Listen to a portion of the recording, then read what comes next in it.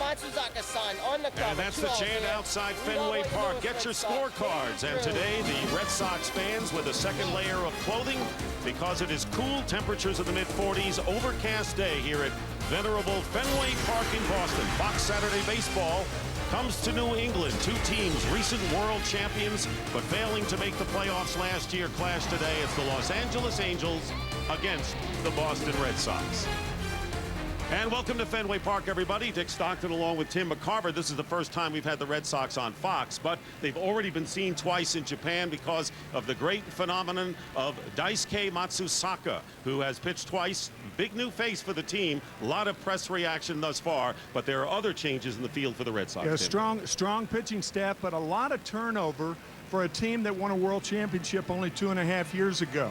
3 position changes last year, and they've made 3 position changes this year, and great changes for the Red Sox. Up the middle, Julio Lugo, the shortstop, Dustin Pedroia, the rookie, and in right field, J.D. Drew, and everybody around baseball knows how good J.D. Drew is. And he's gotten off to a great start in a Red Sox uniform. Meanwhile, the Angels try to get a big bat in support of Vladimir Guerrero. That didn't work out, so it's back to the same old tune for them, the running game. It's been a good tune for them, but this year, 2 unusual things have happened.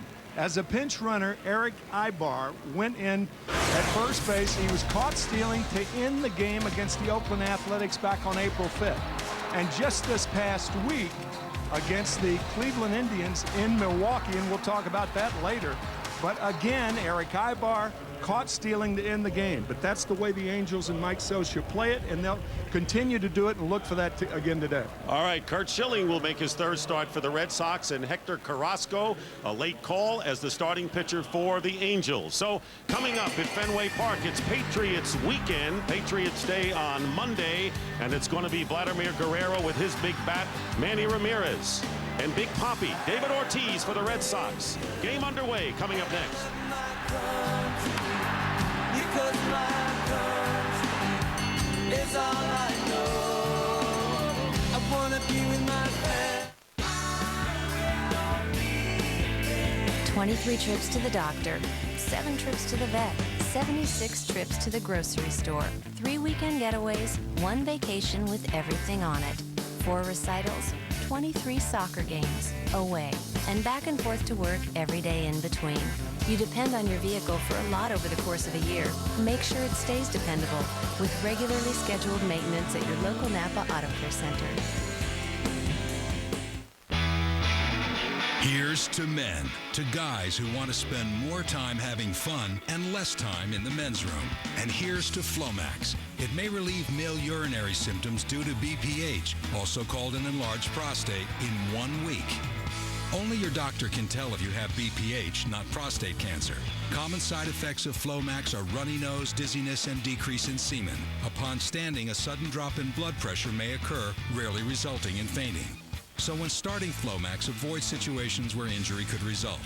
If considering cataract surgery, tell your eye surgeon you've taken Flomax. Could you feel a difference in 1 week? Ask your doctor. Flomax could make a difference in 1 week. Men have become oblivious to the fact that gels are made with 40% water. Now with Degree Men Ultra Clear's advanced protection, there is no wet application. Degree, it won't let you down.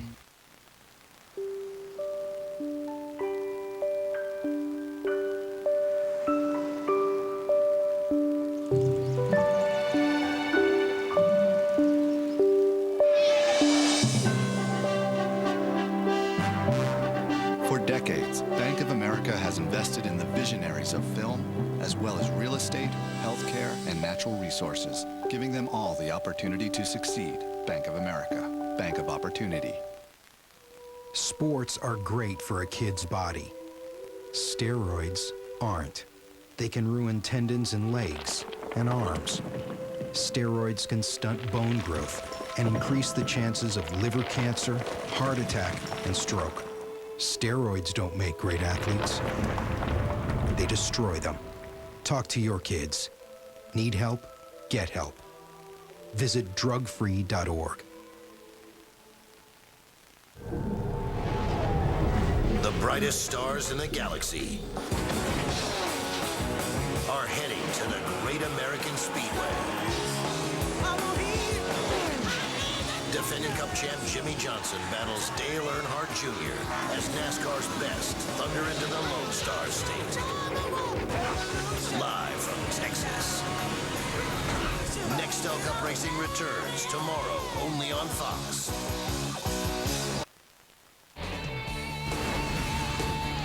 Hi, this is Howie Kendrick, LA Angels second baseman. Today I'm going to read you our starting lineup for the Fox Saturday game of the week. Gary Matthews leading it off in center field. Orlando Cabrera playing short today. Vladimir Guerrero playing right field, batting third.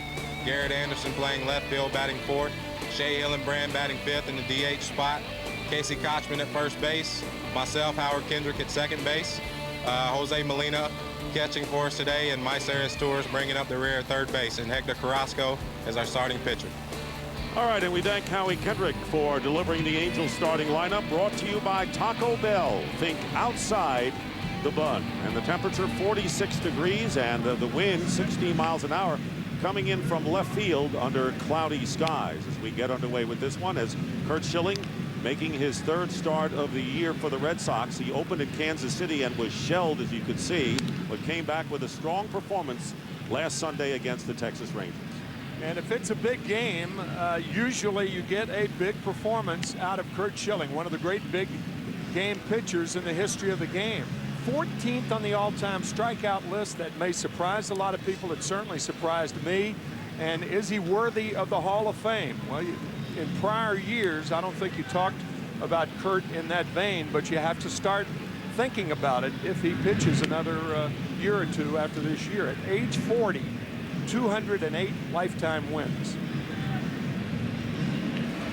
And now it's time for the Budweiser opening pitch. Budweiser, the perfect balance of flavor and refreshment. Open up a world of taste. So we're set to go as Schilling completes his warm-up pitches. The Red Sox have won 3 of their last 4 games, come into this game 5-4 after starting 3-3 on the road. The Angels going the other way. They've dropped 4 of their last 5 and have a 6-5 record after an impressive start, 5-1 at home, tying their best ever. So here's the leadoff batter, Gary Matthews Jr., switch hitter, will start it off for the Angels. And Tim, he'll wear that number 42 tomorrow, representing the Angels in honor of Jackie Robinson. A terrific pregame show, and all the players honoring the great Jackie Robinson on his 60th anniversary, April 15th, 1947, when he had his first at bat against Johnny Sane. So Matthews, Cabrera, and Guerrero to face Schilling in the first inning, and first pitch swinging out to left field, and Manny Ramirez has to come in to make the catch. 1 pitch and 1 out in the first inning. Angels finishing second in the AL West last year, winning 89 games. Very strong finish, but came up short as Orlando Cabrera, who was the Red Sox shortstop when they won the World Series 3 years ago, stepping in. Some question as to whether he would be in action today, because he was plunked on the left elbow by Brendan Donnelly in the 8th inning of last night's game. But here he is. First pitch from Schilling. Fastball missing inside.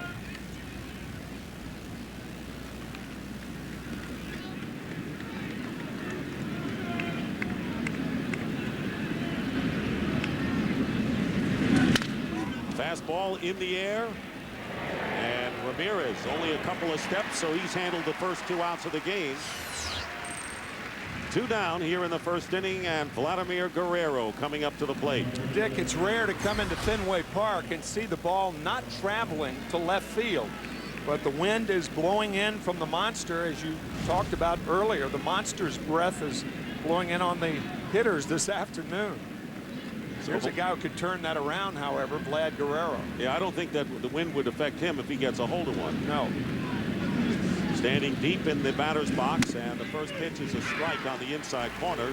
Guerrero had a big chance last night. It was the 8th inning, even though the Red Sox ended up winning 10-1.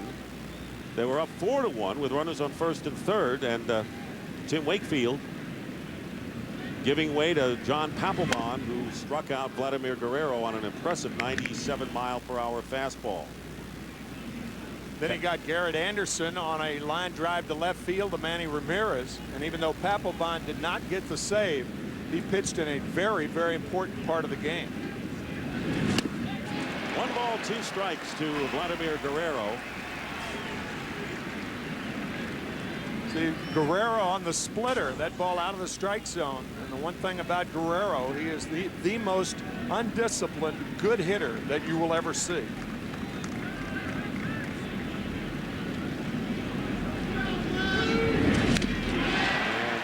Swing and a miss on the ball in the dirt, and the putout is made at first base as the ball gets away. So an impressive 1-2-3 inning for Curt Schilling. The Angels nothing, and the Red Sox coming up.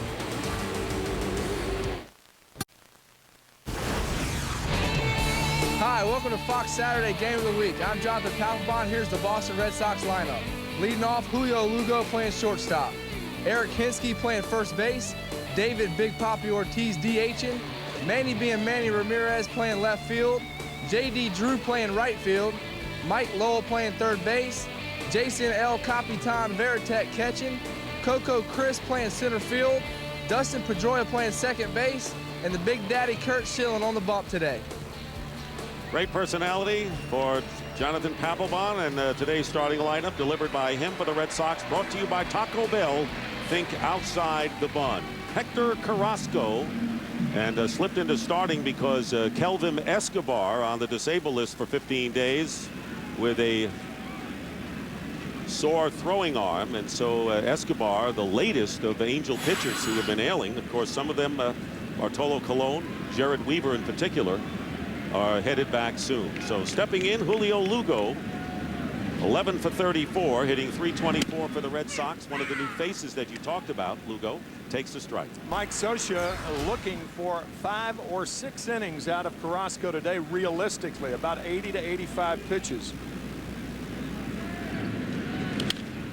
Fouled off, no balls and 2 strikes to the Red Sox leadoff hitter. And first time playing full-time, Tim, with a contender. He was traded to the Dodgers, didn't play every day last year after playing with the Tampa Bay Devil Rays. So Julio Lugo probably in the best situation he's ever been in his career. And it's a good thing for the Red Sox, too, because Lugo adds sure hands at shortstop. He's a good hitter with excellent speed. Fouls off the 0-2 pitch. So Carrasco remains ahead of him. Carrasco making his 6th appearance of the year, and this is only his 10th major league start in 12 seasons. This is his 7th team, so he's been well traveled, and a souvenir for a young fan who came bundled up today. What a great face that is. 0-2, and swung on and missed strike 3, and he held on to the ball. So retired on strikeouts is Lugo. Yeah, I think the call was that he dropped it trying to throw the ball. I'm not sure he had control of it, but anyway, Hector Carrasco, as we said, Mike Scioscia, the manager of the Angels, looking for 5 or 6, and he stretched it out this spring. That means that he threw 75 to 85 pitches 2 times, with Scioscia looking to a possible start the first 3 weeks of the season, and it was pretty prescient on the part of Scioscia, because here he is starting in place of Escobar.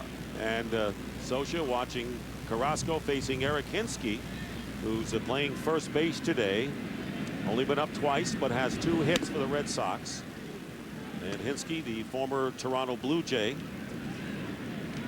another left-handed bat that the Red Sox can use. 1 ball and 1 strike to Hinske as Kevin Youkilis starting this game on the bench. Good pitch, way out in front of it was Hinske in the count 1-2. And when Carrasco first came into the major leagues with the Cincinnati Reds back in '94, all he threw was fastball slider. But with the prospects of perhaps starting in the future, he's added that changeup, and he's got a good one. That was the one swung and missed by Hinske. Slapped out it, fouled, and it remains 1-2. So Carrasco, who's trying to go 6 innings today, as you look at David Ortiz on deck. Longest outing as a starter for Hector, 6 innings, and twice with the Washington Nationals 2 seasons ago.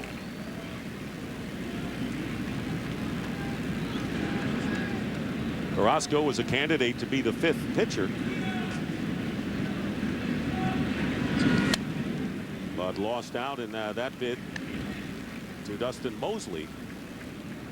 So he's a valuable kind of pitcher to have around that you could just put in almost any situation. He's a swing guy, and about the 6th starter for Socia, but a very valuable guy. You're right. Foul to the plate, and the count 2 balls and 2 strikes. With 1 out here in the bottom of the 1st inning, just the start of things, as weather has played havoc and may continue to do so. The weather is not promising for Monday's Patriots Day game. Daisuke Matsusaka scheduled to pitch on Tuesday, and the weather is not promising, and so the Red Sox feel whatever happens on Monday, he will go on Tuesday. There's the breaking ball in for call, strike 3. So Hinske goes down. 2 strikeouts for Carrasco to start the game. Good breaking ball to get Eric Hinske. And now here's Big Papi, and really the first noise from the Fenway faithful here for this ball game. It's a very studious crowd thus far. Trying to just keep warm. Probably all sipping the hot chocolate at once. Yeah. And another sellout here for the Red Sox. Second longest in history, a call strike to Ortiz. David Ortiz had 2 hits and 3 runs batted in. Got off to a slow start, 2 for 15 in the first 4 games, but he's regaining that solid swing, takes away, and the count 1 ball and 1 strike. Those 2 hits, by the way, home runs against Juan Padilla last Sunday at Texas in a game won by Curt Schilling and the Red Sox. Saved the Papelbon. Proved to be the difference in the 3-2 game. 1-1 missing inside. And the count 2-1. You're watching Fox Sports, home of the 2007 Major League All-Star Game. Speaking about All-Stars, you're looking at one right here.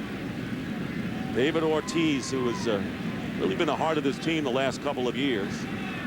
2-1 pitch and a strike, 2-2. So Carrasco hitting the corners effectively. John Lackey, last night's starter for the Angels, with a steady diet of breaking ball to Ortiz. And the Angels pitching Ortiz differently than most teams, throwing him a lot of off-speed stuff. There's Lackey. Fastball just up. And the count is full, 3 balls and 2 strikes. On deck, if Ortiz can get on, is Manny. As we heard Papelbon say, being Manny. Manny being Manny. I guess that says it all, right? It does.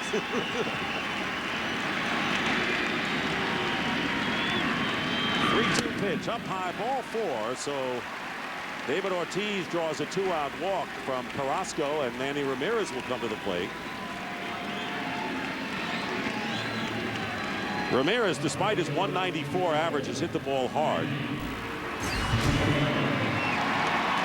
He has walked 6 times and struck out 6 times, but with 3 RBIs, really hasn't gotten unleashed yet. Yeah, Manny being Manny, that little moniker was hung on him outside the batter's box.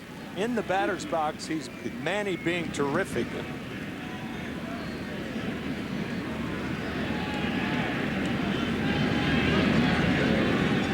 Manny, of course, sometimes a question mark at left field, has handled that position very well this year. That pitch way high, and time is called, and Jose Molina going out to talk to Carrasco.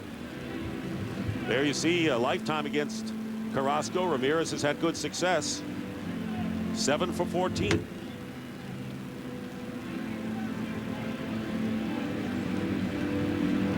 Talked about his slow start.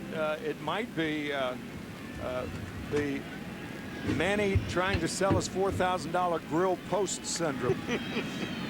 You may have known on eBay, Manny Ramirez trying to sell his $4,000 grill during spring training, which was one of the most hilarious stories I've ever heard. The ground ball to third is Turris to second, and they only needed 1, but they will give them 4 outs. Well, so you don't remember how many outs. Garrett Anderson will be up, leading off for the Angels when they come up in the 2nd inning. Yes, 3 outs. That's all it takes, folks. Hey, what's wrong? Joe's athlete. Fox Saturday Baseball is sponsored by Bank of America, the official bank of Major League Baseball. By Just for Men, stay in the game with Just for Men hair color. And by Napa Auto Parts. Napa, get the good stuff. Angels batting in the top of the second inning. Garrett Anderson leading off, taking ball one from Curt Schilling. Anderson, who's been nagged by injuries the last 3 years, finally healthy. And Angels hope that he makes dividends for his club, and they need some punch in the middle of that lineup besides Vladimir Guerrero. Garrett has certainly provided that punch over the last 14 years. And the breaking ball on the corner for a strike, 1-1 to Anderson, who's been better than a 300 hitter here at Fenway Park. Anderson followed by Shea Hillenbrand and Casey Kochman. On the inside, good pitch by Schilling, handled by Hinsky unassisted, and one away here in the Angels' second inning. So Anderson is retired, and that brings up the designated hitter Shea Hillenbrand, whose career started with these Red Sox. 2001 to 2003, was an all-star right in the middle with the Red Sox in 2002. Hillenbrand spent time with both the Blue Jays and the Giants last year. Fastball, and it's ball one. Seeing a different Curt Schilling out there. There's been talk that Curt has lost a little confidence in his fastball, relying on the changeup a little bit too much. You saw the changeup to Anderson and the fastball inside to get him to ground out. Another change. Handled beautifully by Mike Lowell. And a good play by Lowell at third base made it look casual, but it was anything but, Tim, and there are two away. He's been doing that for a long time. First with the Marlins and the second year with the Red Sox. The all-time defensive leader at his position. He has the best fielding percentage of any third baseman in the history of the game, and that's really saying something. Only 6 errors last year, even though this year he has 4, but 3 in one game, the second game of the season. So a great pickup by the Red Sox when his numbers dwindled with the Marlins a couple of years ago. 2 down to Casey Kochman, the first baseman. And Kochman looks at a strike. Kochman playing only in 29 games last year because of a mononucleosis. Hit a home run in his first at-bat this year against Kevin Millwood of the Rangers. Part of the big problem that the Angels had as far as infield defense. Handled by Lugo, and another 1-2-3 inning for Curt Schilling. J.D. Drew off to a great start for the Red Sox. Will lead it off at the bottom of the second for Boston. Fox Saturday Baseball is sponsored by Budweiser, the perfect balance of flavor and refreshment. Open up a world of taste.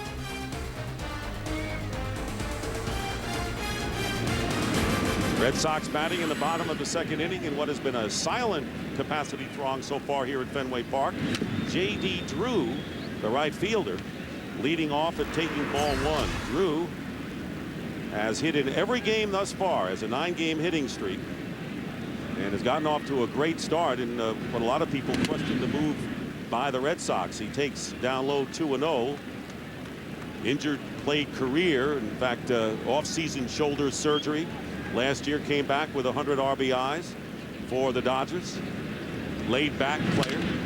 Off the glove or leg of Carrasco, quickly recovers to make the play, alertly to make the play 1 out. And right now, here's Jeannie Zelasco with a game break. Hello, top 6 at Shea. El Duque makes a mistake. Chris Snelling takes advantage.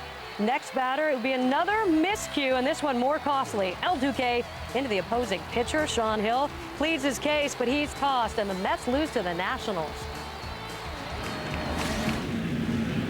So only the 3rd win for the Washington Nationals, and the big question right here is how is Carrasco after that shot back to the mound? Looked like it hit him on the right hip, and he recovers nicely to get the speedy Drew at first base. He's all right. Carrasco, 37 years of age, native of San Pedro de Macorís in the Dominican Republic. And facing with one out, Mike Lowell, Red Sox third baseman, takes inside for a ball. Talked about his value as a third baseman. Had a career high 47 doubles last year. And getting off to another great start with 11 two-baggers so far this season.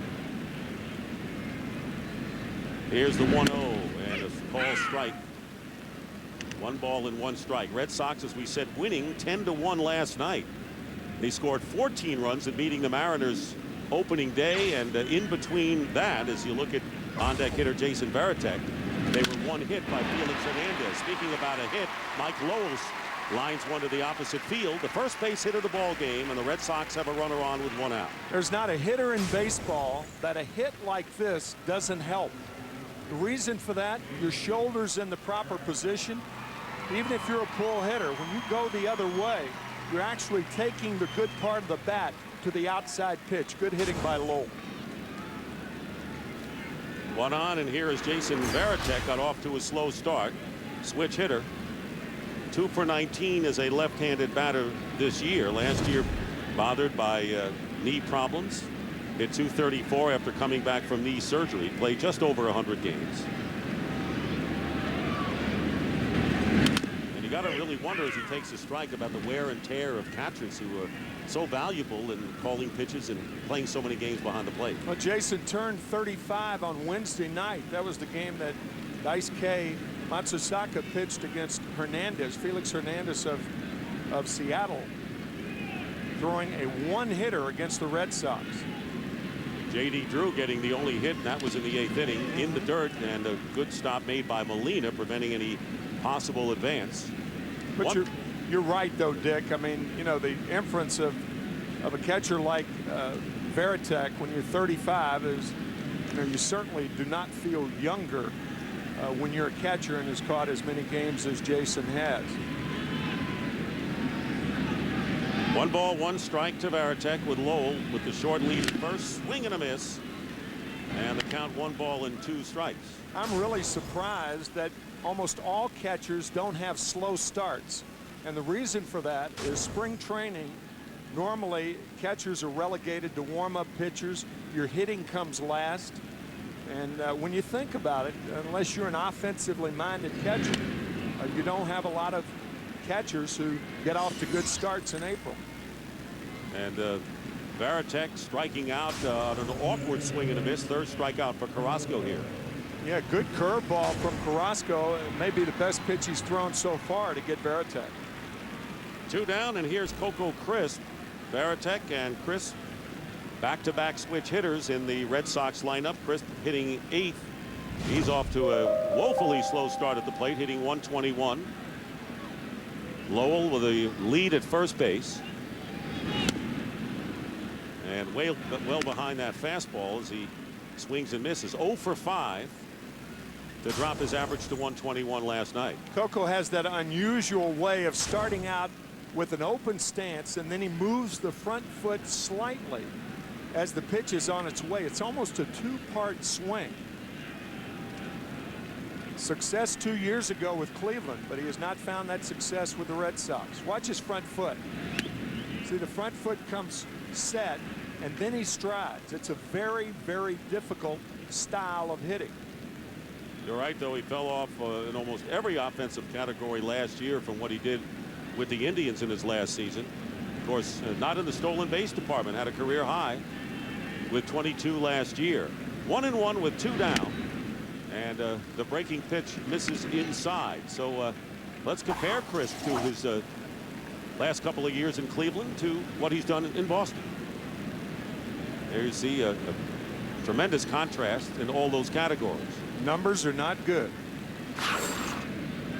He's ahead on the count, however. 2 balls and a strike. And now 3-1 to Crisp.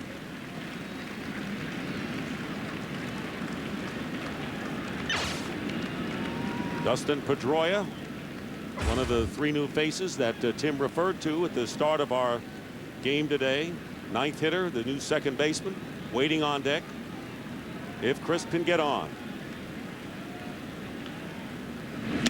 And ball 4.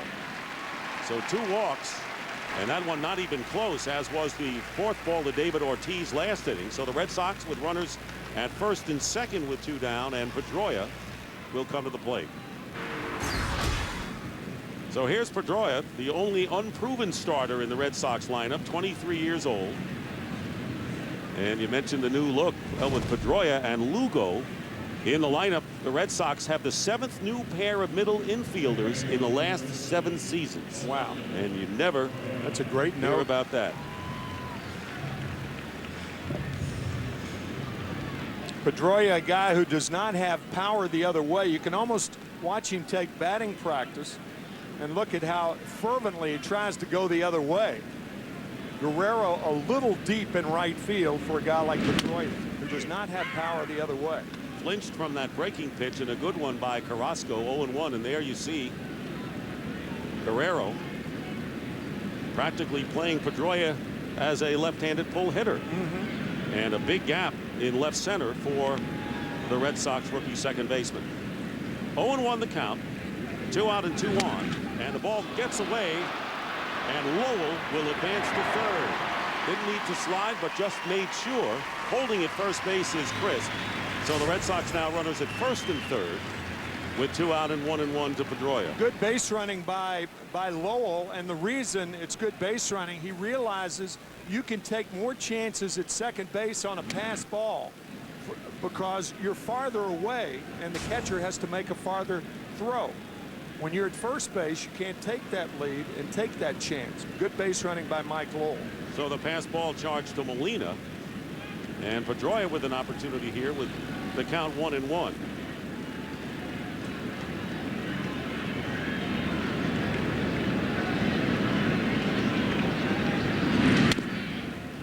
Holding off on the breaking pitch outside, 2 balls and 1 strike.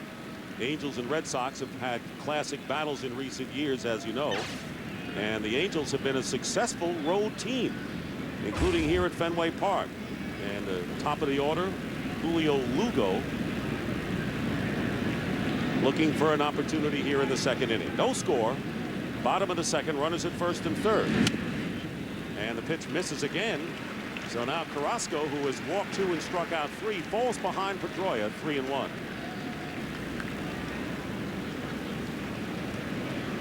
Red Sox have won 13 of the last 19 at Fenway, but the Angels before that were troublesome. And of course the Red Sox swept the Angels in the American League Division Series 3 seasons ago. Walk-off homer by Big Papi on Jared Washburn. 3-1 pitch is a strike, and the count is full. So Chris will be off on the pitch, and Lowell will be moving a little bit at third as well.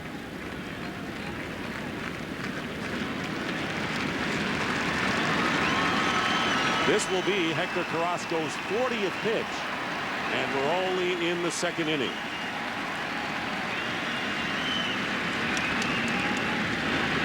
And way outside ball 4, so Carrasco, obviously having control problems, walks his second batter this inning and his third in the game to load the bases for the leadoff hitter.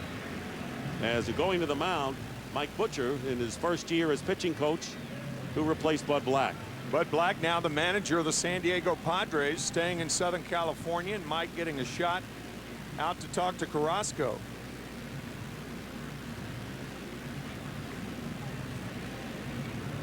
As you look at some of the earlier games coming up next on Fox Baseball Saturday, look at the rivalry. The Yankees and the Red Sox, first of 2 weeks of both of those rivalries, Cardinals and the Cubs. Don't forget the new time, 3:30 Eastern, 12:30 Pacific. And here is Lugo up, struck out last inning to start the game for the Red Sox. So an early opportunity for Boston with 2 out.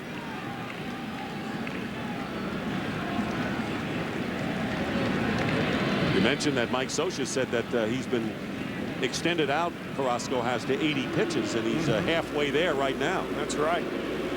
You know, Dick, it's a lot easier to hit when a starting pitcher gets wild and you're the recipient of it as a hitter following a couple of walks. The reason for that, from a psychological standpoint, a pitcher wants to throw more fat strikes. Now he's so concerned with the strike zone. Look for fastballs in the middle of the plate if you're Lugo. And that one not even close, especially with the bases loaded, and you don't want to risk. You've had control problems with 2 straight walks, forcing a runner in. But Carrasco just misses wild inside on the first pitch. Yeah, the deeper he gets in the count, the more predictable the pitch becomes. And there was a good hitter's pitch, and it's popped up. Molina going after it and can't reach it. It's in the 3rd row, but Julio Lugo had a golden opportunity with that pitch. Even though it was a ball out of the strike zone, it's a fat fastball right up around his eyes.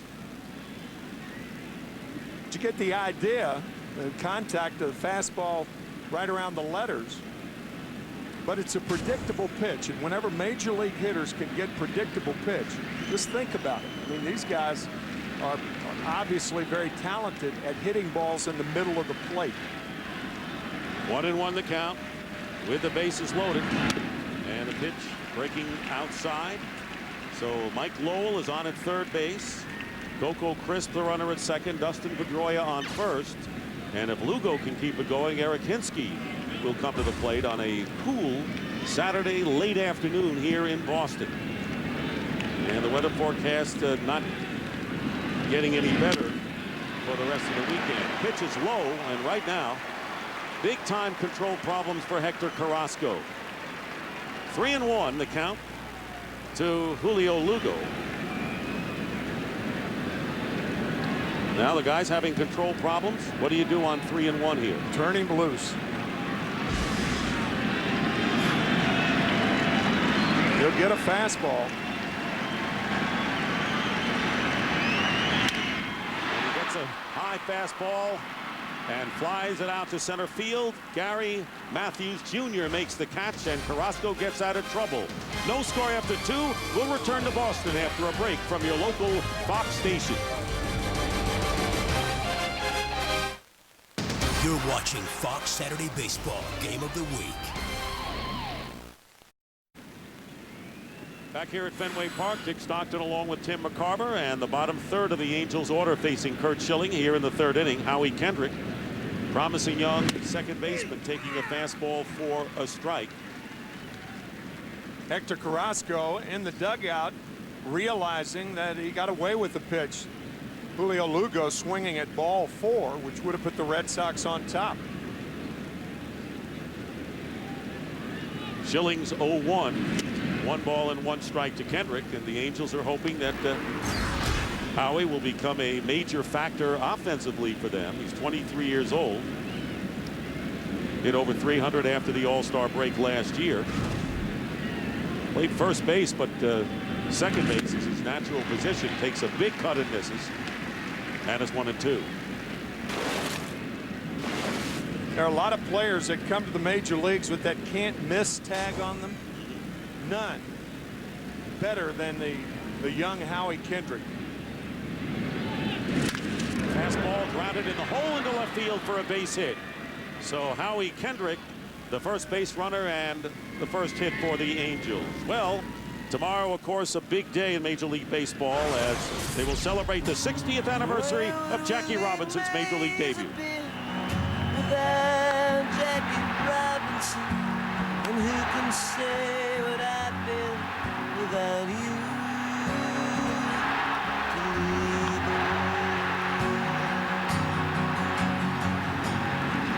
And on the anniversary of Jackie Robinson's first Major League game, honor a man whose impact will never be forgotten, and we'll celebrate this historic occasion at ballparks nationwide tomorrow, April the 15th. Jose Molina, the Angels catcher, takes a strike with the leadoff batter on, and the debut, there you see it, and the other honors, and teams and players, individual players on various clubs and entire clubs will wear number 42 in honor of Jackie Robinson. 0-1 to Molina.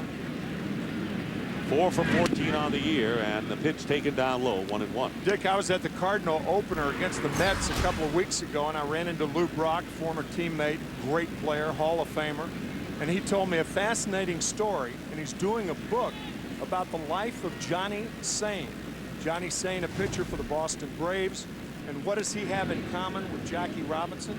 Well, he threw the first pitch to Jackie Robinson, a curveball at Ebbets Field, when he was a pitcher for the Boston Braves. Those were the days of Spahn and Sain and Pray for Rain in the late 40s.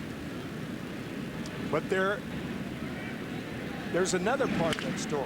Like, and a great diving catch made by Mike Lowell at third base for the first out, saving possibly an extra base hit. That's a terrific play by Lowell, diving to his left. Good base running by Kendrick, not to be doubled off on that play. But Mike Lowell with his second good defensive play of the game. So Johnny Sain not only threw the first pitch to Jackie Robinson in 1947, but he threw the last pitch to Babe Ruth in 1943 in an exhibition game. I had never known that. Amazing baseball fact. Yeah, I mean, it really is. It was an exhibition game during the war, 1943.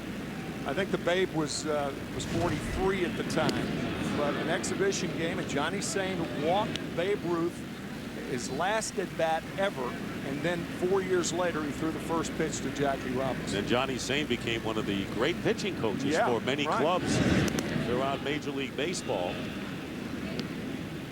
So certainly a Boston connection. Kendrick diving back, but certainly a Boston connection, and Howie Kendrick will be one of the ones to wear number 42 tomorrow. Myceres Torres, the switch hitter, and playing third base, batting ninth for the Angels today is the batter. Schilling with a couple of tosses over to first, and the snap throw, and getting back is Kendrick, as Veritek trying to get it down there to Eric Hinske. Of course, today with the media, you look at 350 media credentials for Dice K. You know, when he came to Fenway Park for his first outing, they wanted Jackie Robinson's first game to have little or no fanfare, and there wasn't much, you know, in that April 15th of 1947. They wanted it business as usual, and that's the way it was conducted by the writers who covered the game. There goes the runner. The pitch swung on and in the air to shallow left center field. Coming on is Ramirez, makes the catch, loses his hat for the second out. Going back to first base is Kendrick. And right now, here's Jeannie Zelasco with a game break. Cancel the post-game fireworks at Wrigley because Sweet Lou Piniella is back. Bases loaded, 2 outs. Derek Lee doubles in 3 runs. The Cubs shut out the Reds, get their first win at home. And we're going to Toronto top 9 after B.J. Ryan walks the bases loaded. Marcus Sims makes him pay with a double, a 2-run double. The Tigers rally with 4 in the 9th and take down Blue Jays 10-7. All right, Jeannie, thank you very much. So the Detroit Tigers, who now 7-4, leading the AL Central. Look how far Manny Ramirez has to run for this little loop shot into left center field. For a second, it looked like Coco Crisp couldn't get there, but Manny putting on a burst of speed to make the play rather handily. Gary Matthews Jr. for the second time goes around, questioned Tim Timmons, the home plate umpire, and it's strike 1 to Matthews, who fly to left field the first time up.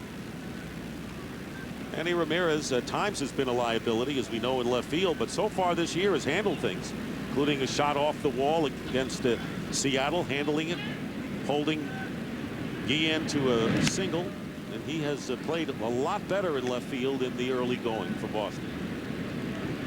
1 ball and 1 strike to Gary Matthews Jr. Red Sox celebrating the impossible dream, the 1967 Red Sox, where Carl Yastrzemski patrolled left field and the monster for most of that season. Nobody ever played the wall better than Yaz. Breaking ball and a broken bat into right field. Coming on is J.D. Drew, makes the catch for the 3rd out. 1 hit, 1 left, and the Red Sox will have their 1-2 punch. Ortiz and Ramirez coming up in the bottom of the 3rd here at Fenway Park.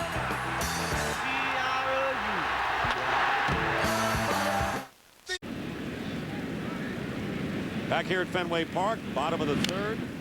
of a scoreless game, and a foul ball by Hector Carrasco, who was called out on strikes the first time up. Hinske was the Rookie of the Year in the American League 3 years ago, with Ortiz and Ramirez to follow here in the third inning.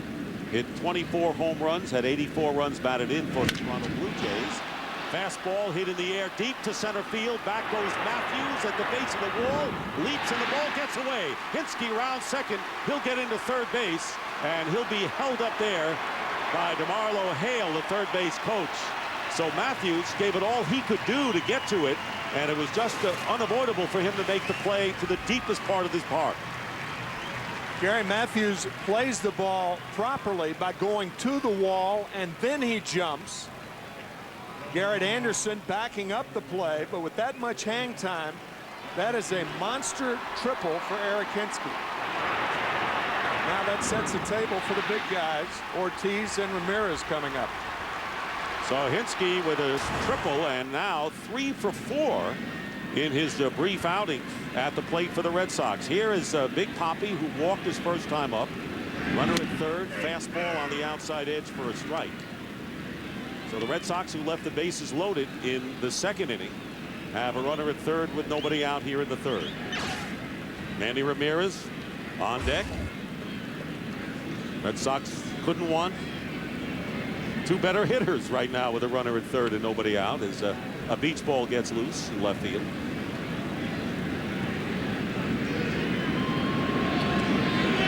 So interesting. You're going to be covering the next 2 weeks. The Red Sox and the Yankees finally doing battle, with Dice K being a major player in both of those series. Yeah. Grounded foul and past first base. In fact, Dick, before the change in the rotation because of the weather, Dice K was scheduled to pitch against the Yankees next Saturday. And now, if all things continue to be the same, if it's not a problem because of the weather, then Josh Beckett will be the starter against the New York Yankees next Saturday. And Beckett has gotten off to a terrific start. 2-0 thus far. Right. And a big reversal from last year when he struggled, especially giving up the long ball. Meanwhile, the count, 1 ball and 2 strikes to David Ortiz. Scoreless game, the second game of a scheduled 4-game series. Hector Carrasco getting the call with Kelvin Escobar put on the disabled list. He was supposed to start. Ball getting away, and of course no advance as the ball bounded toward third base. So Carrasco has really been wild at times, Tim, in this game. Count is 2-2. Yeah, he's walked 2, but he got away with that Lugo at bat. No way can you take a chance with Ortiz hitting and nobody out. You're the runner at third base. What you're trying to do from a pitching standpoint is forget about the runner at third base. You're conceding that run. The odds are astronomical that he won't score. Again, pitch low in the dirt, and it's 3-2. So from the frying pan to the fire, if he loses Ortiz here with Ramirez coming up with nobody out. Yeah, you toy around with Ortiz and or Ramirez, and then you have a big inning. Right now, you're willing to concede the run, so you forget about the guy on at third and pitch to Ortiz like there's nobody on base. If you get out of it with only 1 run, you've done a good job. Right. 3 balls and 2 strikes. And Ortiz, trying to protect the plate, fouls it off, and the count remains 3-2. Yeah, David Ortiz is such a good hitter that he stays alive by fouling balls back. He fouls back the pitcher's pitches until he gets his. That's what he did last night. Got the curveball from John Lackey and singled in a run. Ortiz will be one of the Red Sox wearing number 42 in honor of Jackie Robinson tomorrow. 3-2 pitch. Swung on and missed, strike 3. So Carrasco did just what you advise him to do. Forgot about the runner at third. He gets a big batter here. Now this is a nasty splitter out of the strike zone to get David Ortiz, who's obviously miffed. 4th strikeout for Carrasco, and here is Manny, who hit into a fielder's choice his first time up.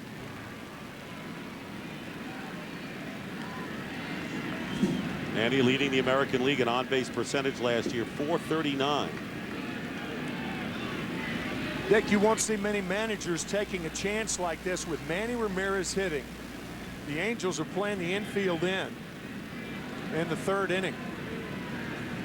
He's figuring that if he can get Manny to hit a ground ball at somebody, you save a run perhaps. One run could loom real large in this game, the way Mike Scioscia's thinking, and that ball inside over the head of Manny Ramirez, who steps out with the count 1-0. Now this fastball and Ramirez ducking.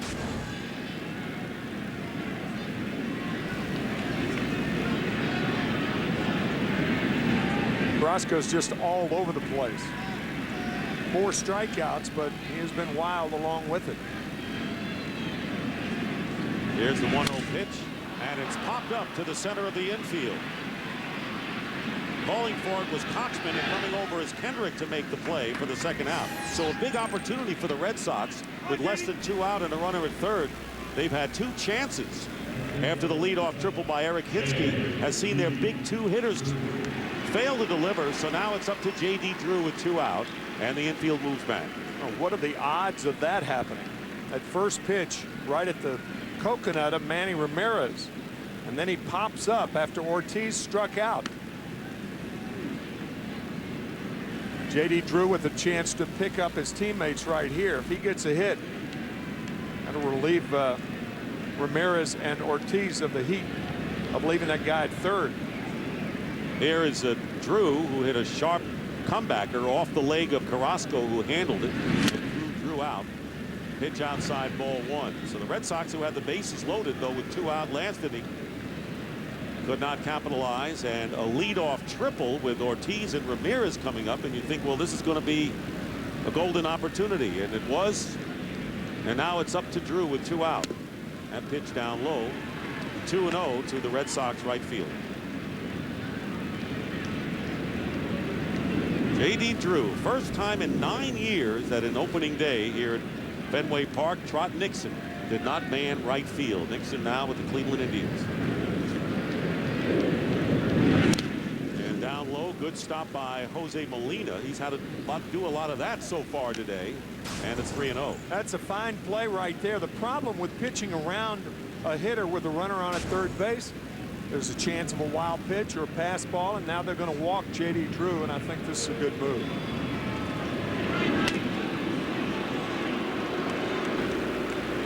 And that'll be the 4th walk as Mike Scioscia trying to see if he can squeeze out as many innings as he can for Hector Carrasco. And the scoreless game, Carrasco, I guess you could say, is almost 9 lives. If he gets out of the inning, he could almost say that. And Mike Lowell, who has the only, for the first Red Sox hit, a line drive to right field, the batter.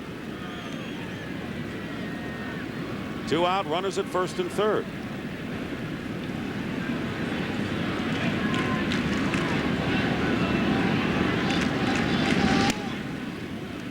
Down low for a ball. Mike Lowell hit .316 last year against the Angels. See the panorama of where the outfield is playing. Deep in left field for Anderson. Guerrero shallower in right, but they're playing straight away. 1-0 with 2 down, and now 2-0 to Lowell. Listening to the Red Sox broadcast on NESN, New England Sports Network, here in New England last night, Don Orsillo and Jerry Remy, and Jerry made a point that I really haven't thought about, talking about the depth of the left fielder, that you really should play a shallow left with the monster, but most visiting players play too deep. That ball can get out there in a hurry, and it can get past you, and then that's where you get the extra base hits. You can see where Anderson is. He is almost at the track, and that's where most visiting left fielders play, but really he should be in another 5 feet. Because right now a ball over his head hits the wall. And ball 4 to Lowell. So the 5th walk, excuse me, they called it a strike. Lowell started to make a move to first, and it's 3-1. I will say this, Mike Lowell agrees with you. He thought the pitch was high, and it clearly was. Tim Timmons, home plate umpire, that's a gift to the Angels thus far. So it's 3-1 to Lowell. Facing Hector Carrasco. Off the fists and fouled back. And the count runs full. 3 balls and 2 strikes to Mike Lowell. Runners at first and third. Red Sox had a leadoff triple by Eric Hinske. And he's been left there so far as Carrasco has handled Ortiz and Ramirez. Drew was passed on an intentional walk. With the count 3 balls, and now trying to get out of another jam.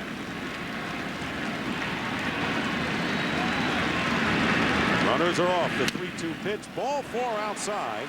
So the 5th walk by Hector Carrasco will load the bases for the 2nd straight inning. As you see Mike Scioscia talking things over with his pitching coach Mike Butcher, and Jason Varitek coming to the plate. Well, the 3-0 pitch was clearly high. The 3-2 pitch is very close, but looked like it missed outside. And another conference in the mound, the 2nd time that Butcher has gone out there. Well, tomorrow NASCAR on Fox heads to Texas, where last year Casey Kane turned a great pit stop into a trip to victory lane as he held off Matt Kenseth for the checkered flag. Well, what will happen this year? Tune in to Nextel Cup Series racing from the Texas Motor Speedway tomorrow at 1:30 p.m. Eastern, 10:30 a.m. Pacific in high definition here on Fox. Jackie Robinson Day is even being celebrated Yes. in NASCAR tomorrow as Juan Pablo Montoya is racing at Fort Worth in that race, Texas Motor Speedway. And he's driving car number 42 with the Jackie Robinson logo. It's nice. So here is Carrasco facing Varitek. Carrasco already has thrown 66 pitches and misses for ball 1. And again, Molina will go to the mound. This has been a game filled with conferences, and 35 of the 67 pitches have been for balls. He has walked 5. Fortunately, has struck out 4, but has seemed to get the outs when he's needed to get out of the inning. Question is, will it happen here? Varitek, a strikeout victim his first time last inning. Hinske is at third base, Drew at second, Lowell at first, and missing inside. And when Carrasco has missed him, they haven't been close. No. Coco Crisp waiting on deck for the Red Sox, just in case. 2-0 the count with 2 down here in the 3rd.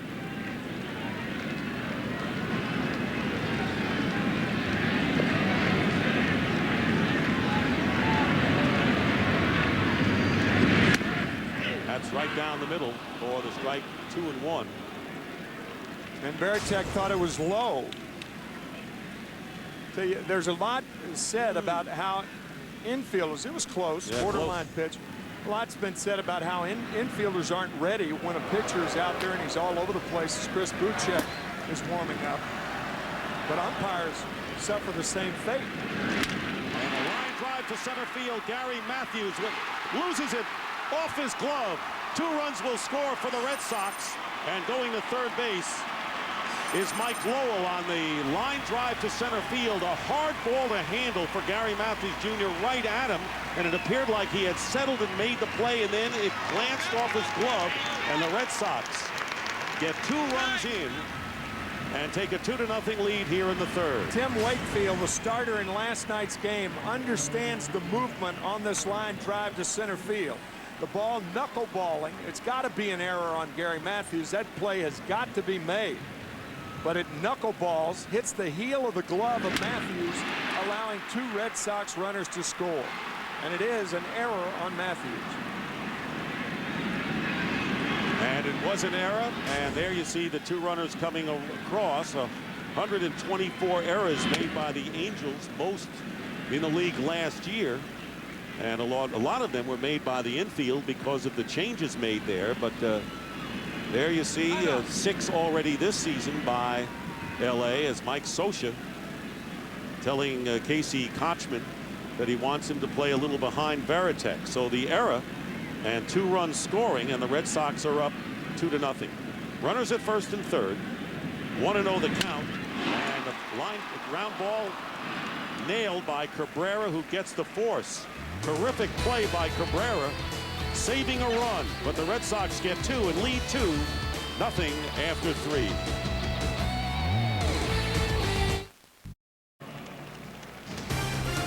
Fox Saturday Baseball is sponsored by Prudential Financial. Let Prudential be your rock for retirement. By Avodart and by Chevy, an American Revolution.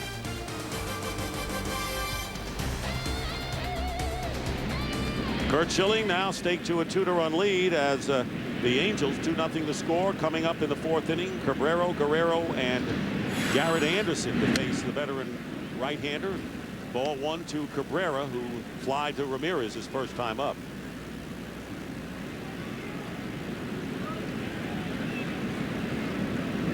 Red Sox getting the 2 runs on the error by Gary Matthews Jr. on the line drive to center field. Call strike. 1-1 to Cabrera.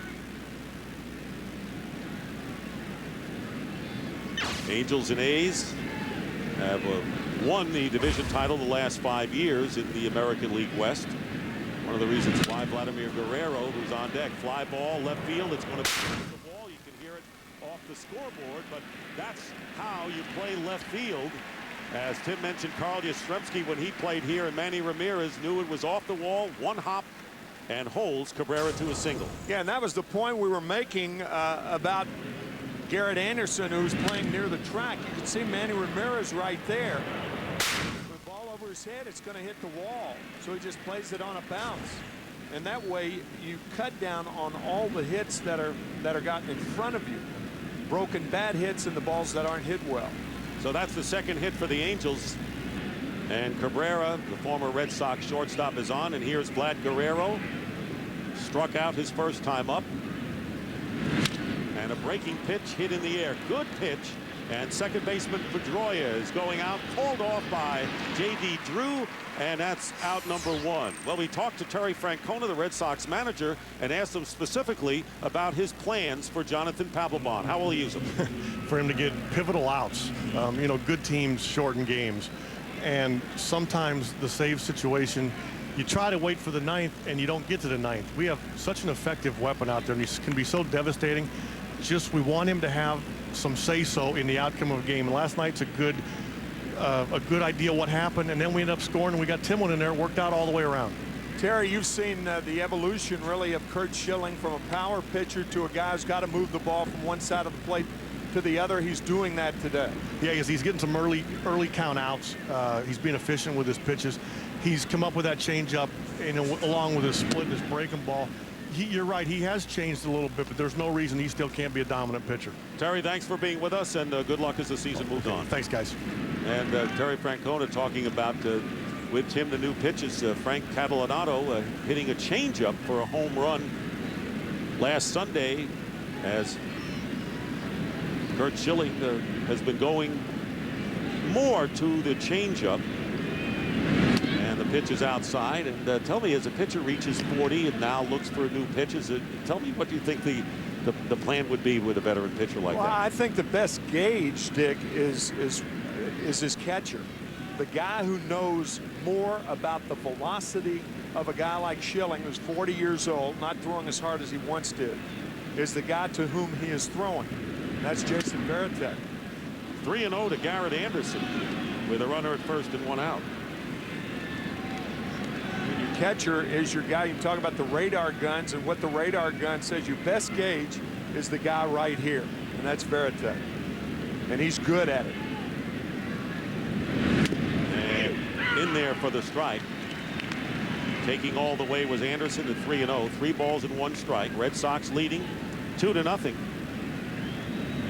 Taking advantage of an Angels miscue in the bottom of the 3rd inning.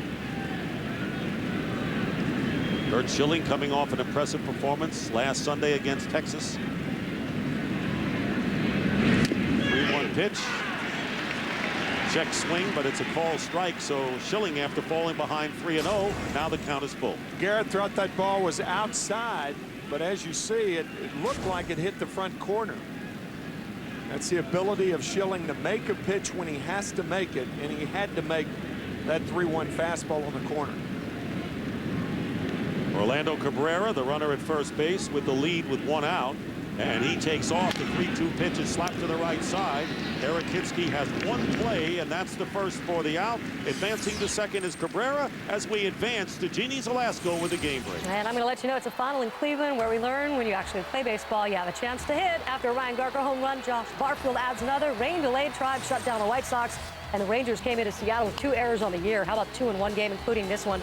Jose Vidro, the grounder, booted by Ian Kinsler. Mariners out front, 4-0, top 4. All right, Jeannie, as you said, the Mariners actually getting a chance to play some baseball, coming in with a 3-3 record because of the weather problems that they've experienced. 2 out, a runner at second, and Shea Hillenbrand looks at a breaking pitch for a ball, 1-0. Hillenbrand grounded out to Mike Lowell his first time up. These Angels had to play the Indians 3 games in Milwaukee this week before coming to Fenway Park.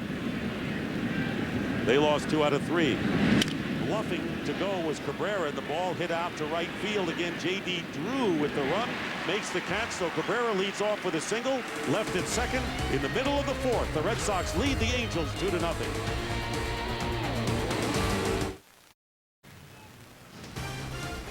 Fox Saturday Baseball is sponsored by Taco Bell, making today's game a little more zesty. You gotta think outside the bun. Red Sox, who sent 7 men to the plate in the last inning, will lead off with Dustin Pedroia, who walked in the 2nd inning. And Carrasco's first pitch is a ball. He has thrown 73 pitches, has Hector Carrasco. Last inning started 5 batters off with a ball on the first pitch, as he does here to Pedroia. He has walked 5, struck out 4. And the count 2-0 now to the Red Sox second baseman. And activity for the Angels in the bullpen. Chris Buchek, who was up earlier, and Darryl Oliver throwing as well. Oliver, the left-hander. 2-0 to Pedroia, and the top of the order on deck for Boston. Ball just past DeMarlo Hale. Hale, by the way, who wears number 35, will also be wearing number 42 in honor of Jackie Robinson tomorrow. I got to see Jackie Robinson play left field.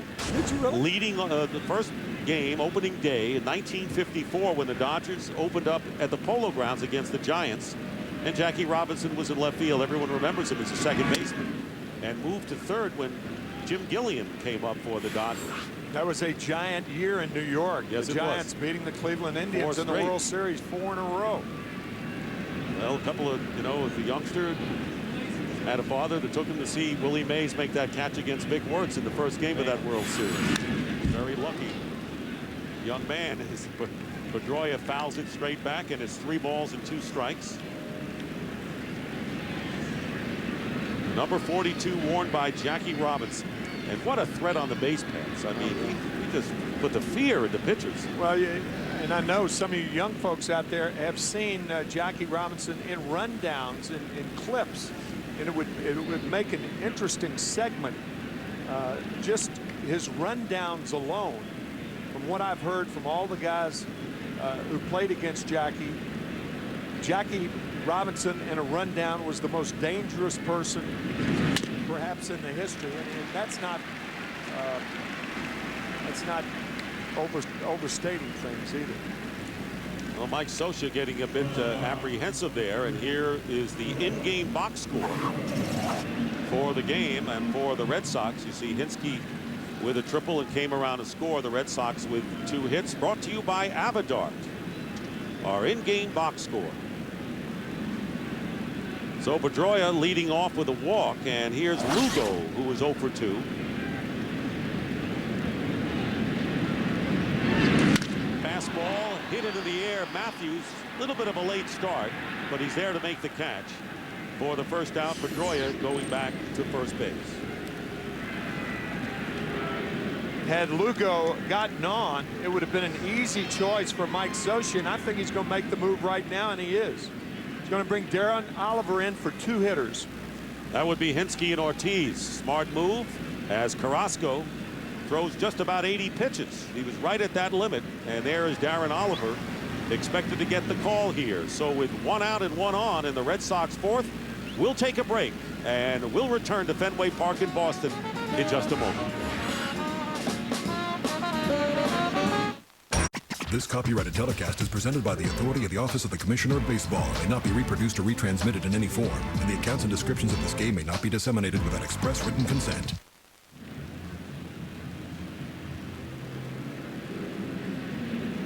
Hector Carrasco working 3 1/3 innings, giving up 2 runs, none earned, walking 6 and striking out 4. Responsible for Pedroia, the runner at first, as Darren Oliver in his 15th major league season. Left-hander, career started in Texas back in 1993. Is the only left-hander in the bullpen. Joe Saunders is the only other left-hander on the staff, and Eric Hinsky, who tripled his last time up, 1 for 2, and came around and scored on the error by Matthews when the Red Sox got their 2 runs. So runner at first, 1 out, and a shot up the middle and a base hit to center field on the first pitch from Oliver. Stopping at second is Pedroia. So Hinsky has his second hit, and by the way, has a 13-game hitting streak going back to last September. It is a real drawback when a team doesn't have a left-hander designed to get left-handed hitters out. Darren Oliver more effective against right-handed hitters because he doesn't have a fastball that tails in on the hands of a left-handed batter. And here is David Ortiz, who walked and struck out. Struck out with nobody out on a runner at third last inning. So the Red Sox looking for more, leading 2-0 here in the bottom of the 4th inning. Mike Scioscia telling us before the game that Oliver will be short today. By that he meant only a couple of batters, and this will be his last batter in David Ortiz. Swing and a miss, strike 1. So if that's the case, I better quickly say that Oliver pitched for the Red Sox in 2002 and went 4 and 5. Also pitched for the Mets. You got it in. We want to get his credits in before he goes to the showers. Red Sox 0 for 5 with runners in scoring position so far today, and that pitch low and away, and it's 1-1 to Ortiz. A couple of years ago, the Red Sox were built on just getting runs and scoring a lot of runs, and I guess they still are when you look at the heart of the order, but pitching has become a bigger factor. The acquisition of Dice K, Beckett last season. The ground ball slowly hit to the right side. Kendrick going to second for the force in time, and just barely so, to get Hinsky. Going to third base is Pedroia, and the Red Sox now with first and third. Really a pretty good play by Kendrick because he's playing so deep for Ortiz. Hinsky with a fine lead because he was way off of there, and they just get their man, and that's going to be all for Oliver.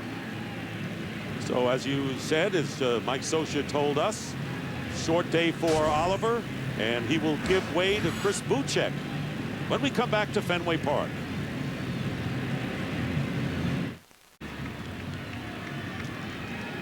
We're back here at Fenway Park. Dick Stockton along with Tim McCarver and Chris Buchek, the third pitcher of the day for the Angels. Pitch last night was ineffective in a very brief appearance. We'll be facing Manny Ramirez. Red Sox have runners at the corners with 2 out, leading 2-0 in the last of the 4th inning. Slider in for a strike to Ramirez, who is 0 for 2, popped up to second his last time up with a runner at second, and the Red Sox eventually did score, sending 7 men to the plate, getting their 2 runs. Darren Oliver, third of an inning, giving up 1 hit. Ortiz, the runner at first base, Pedroia on at third. And the ball getting by Jose Molina, coming in to score as Pedroia, moving to second is Ortiz, and the Red Sox now lead it 3-0.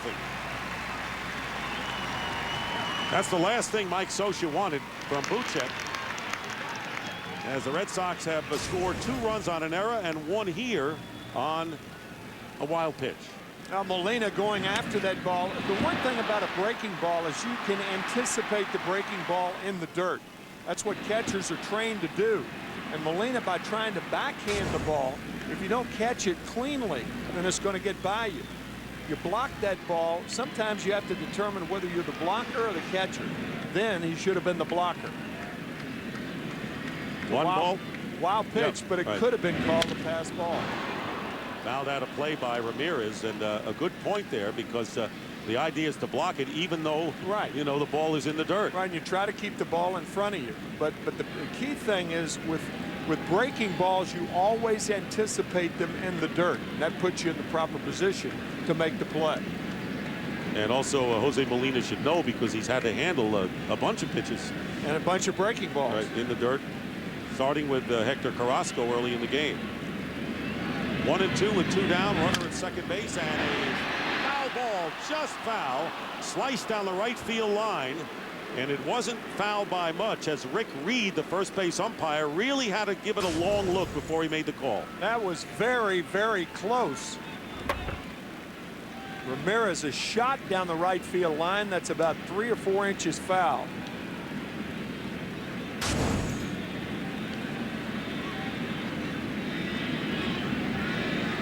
Still 1-2 to Manny Ramirez.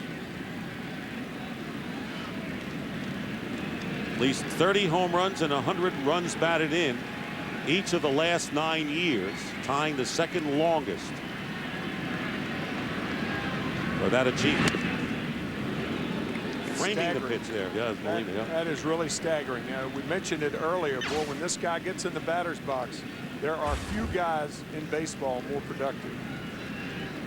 And every year you hear about the Red Sox perhaps wanting to make a deal if there is a taker to get him out of Boston. And does Manny want to remain in Boston? That's an ongoing soap opera that seems to occur every year here.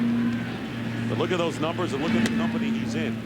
The pitch is outside, and 3-2 now to Manny Ramirez, and that deserves a second look. Highest career average, players with 450 or more home runs. He's 6th. And look at the players in front of him. About an illustrious list. 3 balls and 2 strikes with 2 out. And a ground ball. Cabrera throws out Ramirez, and that'll do it in the 4th. It's 3-0 in favor of the Red Sox, and we will return to Boston after a break from your local Fox station. Imperial.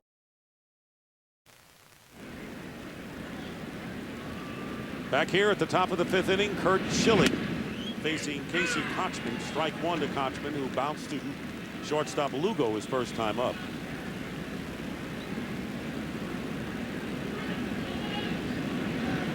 Three to nothing, the Red Sox in front here in the 5th inning. Schilling looking for his 2nd straight victory, and the count now 1 ball and 1 strike. Schilling, of course, 21-6 and 3-1 in postseason in that grand World Championship campaign for the Red Sox back in 2004. Ball strike. Schilling looking a lot more like his performance against the Rangers last Sunday than the opening game in Kansas City. When he allowed 5 runs in a little more than 4 innings. Stays alive with a foul back. Kochman does, and it's still 1 ball, 2 strikes. On deck is Howie Kendrick, who has one of the 2 hits by the Angels this afternoon.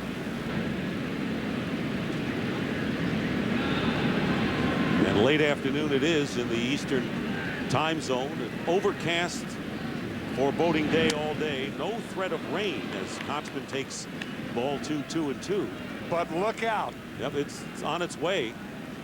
And that's why Terry Francona said, look, we may not get good weather tomorrow or Monday, but Dice K is going to pitch Tuesday, and that will set him up, as you mentioned, for 2 appearances in those 2 weekend series coming up against the Yankees.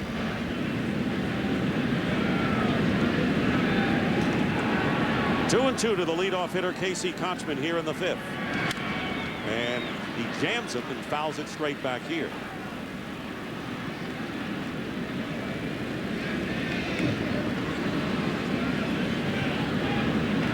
Curt Schilling got out of the first 2 innings with 7 pitches apiece. He has thrown 44 to this point. 29 for strikes.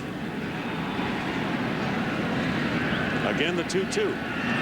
Kochman with a ground ball right at Pedroia. And Kochman is out, 1 down in the 5th inning. So we had a chance to talk to Mike Butcher, the first-year pitching coach for the Angels, and we asked him what he anticipated right now with the Angels pitching in this game down 3-0. Well, we're going to have to get some length right now out of Buchek, and hopefully he can get us to, 7th inning, 6th or 7th inning here, and then turn it over to Shields and Frankie. We're going to get a couple points on the board, though. Mike, it is odd to be have your first year as the Major League pitching coach and to have as many starters as you do down as far as injuries are concerned. Yeah, Hector, is taking Escobar's spot right here, and hopefully we get Escobar back. Coming into the season, Bartolo was down, and Weaver shoulder was bothering him a little bit over the winter. Took some time off, but they both bounced back well. And we got Bartolo pitching tomorrow in Las Vegas, and we got Weaver back. So things are looking brighter. All right, Mike, thanks for joining us, and hope the pitching gets where you want it to be. All right, thanks a lot, guys. Now, not bright right now for the Angels, although Howie Kendrick with his 2nd hit of the ball game, 2 for 2, on at first with 1 out. Jose Molina taking ball 1. And the Red Sox, they're trying to keep warm with calisthenics seemingly going on in their bullpen. Thin wave part. Thin wave. Thin wave. They're doing it now. Here's the 1-0 pitch, breaking ball, and way out ahead of it was Molina, and swings and misses for the strike. 1-1. Good breaking ball from Schilling. One of the remarkable things about Curt and his performance over the past few years, you hear about support, and normally you think of offensive support. He's had defensive support too. One of the reasons for that is that he throws so many strikes. The defense is always on their toes. They always anticipate a ball hit to them.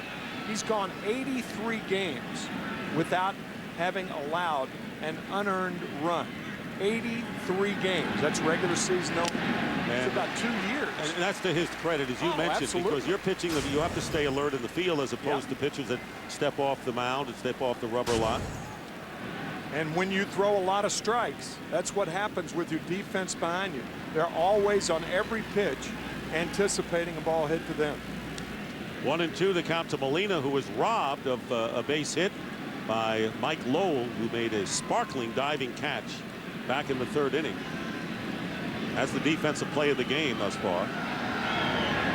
And swing and a miss on the pitch outside the strike zone for out number 2. And right now, let's check in with Jeannie Zelasco with the game break. And we have the Phillies showing signs of life. Guess who's talking with his bat? Jimmy Rollins, 2-run home run ties the game. Jimmy's Major League tie, 6th home run of the season. Then Abraham Nunez singled and run to give Philadelphia the 5-4 lead, top 6. All right, Jeannie, and so the Phillies trying to make some headway after what has been their slow start. Maicer Izturis, the number 9 hitter, wide to left the first time, takes a false strike. This is the Phillies' big 3. Poor guy Jimmy Rollins had the audacity to say that I think my team is going to win this year. Yeah, we're going to be the team to beat. I mean, what's wrong with that? Right. I mean, if he said anything else, that would raise some eyebrows. But teams are trying to take advantage of everything they can. But Rollins, off to the good start, calls strike 2 to Izturis, 0-2 to the Angels' 3rd baseman. And then opening day at Shea Stadium this past week, an error by Jimmy Rollins last Monday with the bases loaded, and that opened things up for the Phillies as they scored, 7 runs in the 8th inning. I beg your pardon, the Mets scored 7 runs in the 8th inning to beat the Phillies. And only adding fuel to that verbal fire. Oh yeah, the crowd with the Jimmy Rollins. Gary Matthews would be next here in this 5th inning. And right now it's up to Maicer Izturis, who came into the game hitting .314. Switch hitter. Quick throw to first base, diving back head first is Kendrick.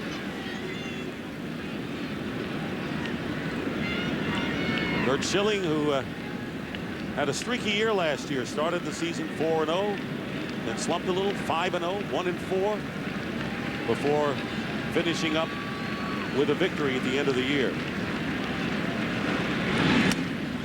Missing outside 1-2. And of course, a big hitter here for Schilling, with Gary Matthews Jr. on deck. And if you allow Izturis to somehow get on, the tying run would come to the plate. Another throw over there to try to keep Kendrick close. Of course, this, as you mentioned, a team that likes to run. 9 stolen bases so far this year, second in the American League to the Devil Rays. One problem, when you fall behind by more than 1 run in the early innings, you can't use the running game as efficiently as you can normally. But there have been managers who have defied that That's true, situation. and Socia will do that too. He'll defy that. It really doesn't apply. Barry Francona does not have the benefit of the speed the Angels have. So Schilling, who has been keeping a close eye on Kendrick with his lead at first base, and another foul ball. So Izturis making Schilling work here in the top of the 5th inning. Leading the league in stolen bases and the major league in stolen bases last year. So the last 3 seasons, California Angels have been, or I should say the Los Angeles Angels have been terrors on the base paths. And they do play in California, I might add. That's where Anaheim is. 1 ball, 2 strikes. Well, knowing geography is a great thing. 2-2 now to Izturis. A lot more to this business than just calling balls and strikes.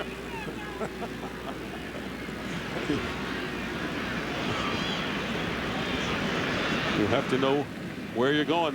Now the 19th pitch of this inning coming up from Schilling. There is Kendrick with the lead.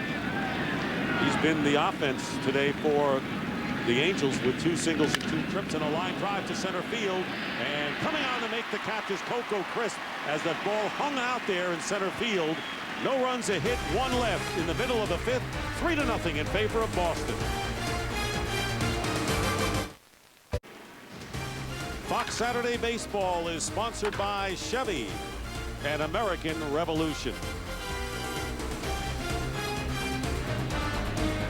Last of the 5th inning, Chris Buchek, the 3rd pitcher of the day for the Angels, gets a strike over to J.D. Drew, who has bounced back to the mound and walked, scored a run today.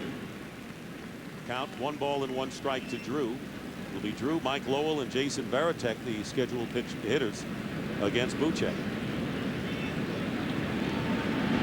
Red Sox leading 3-0 as Drew pops it up foul territory. We'll see if Izturis makes a play, and it is the shortstop Cabrera in fair territory who makes the play for out number 1. Well, this past Tuesday, opening day at Fenway Park, the Red Sox home opener members of the 1967 team, the Impossible Dream Team.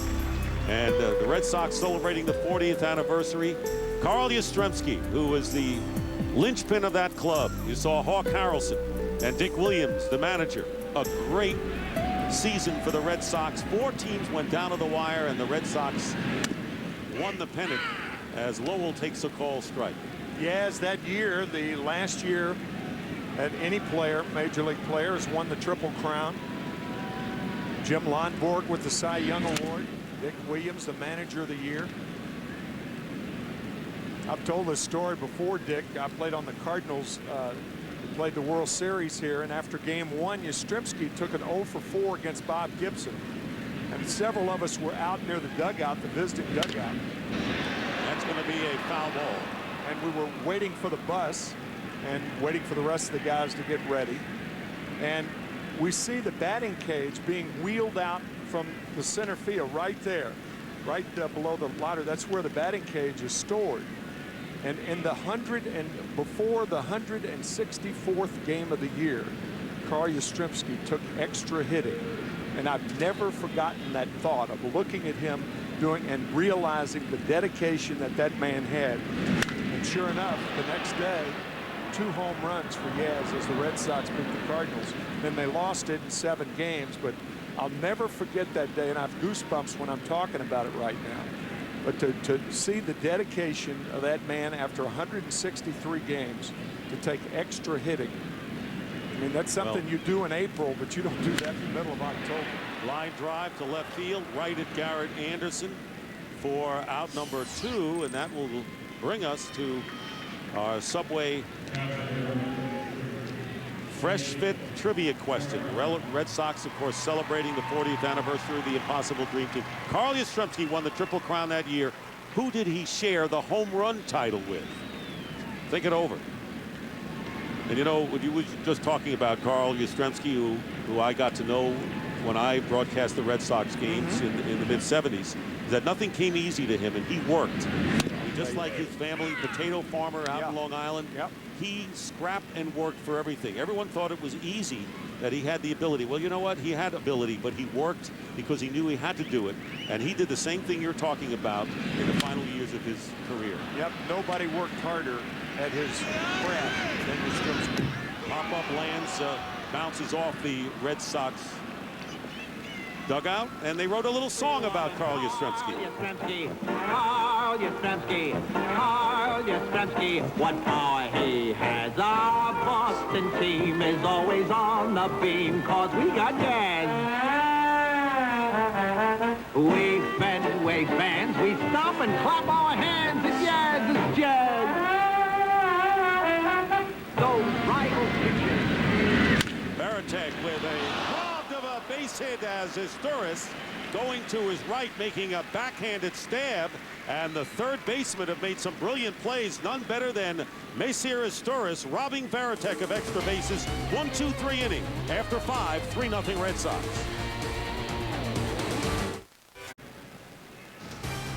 Fox Saturday Baseball is sponsored by beautiful, durable Valspar paint. Valspar, the beauty goes on. By Goodyear, innovative technology to help you get there. And by Sobe Life Water, find your healthy place. 6th inning we go here at Fenway Park. Overcast, temperatures in the mid to high 40s, and the top of the order facing Curt Schilling. Gary Matthews Jr. has been retired twice on fly balls. Hits this one on the ground. Eric Hinske feeding Schilling for out number 1. 1 out in the 6th inning. We were talking about Carl Yastrzemski, and what was very interesting into some of the newer fans.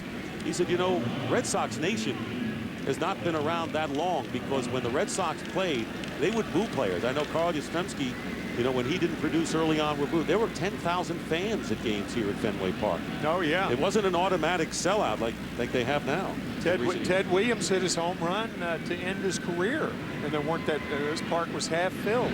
Yeah, Red Sox Nation was not around in the early to mid 60s, but that impossible dream year brought baseball alive again in Boston.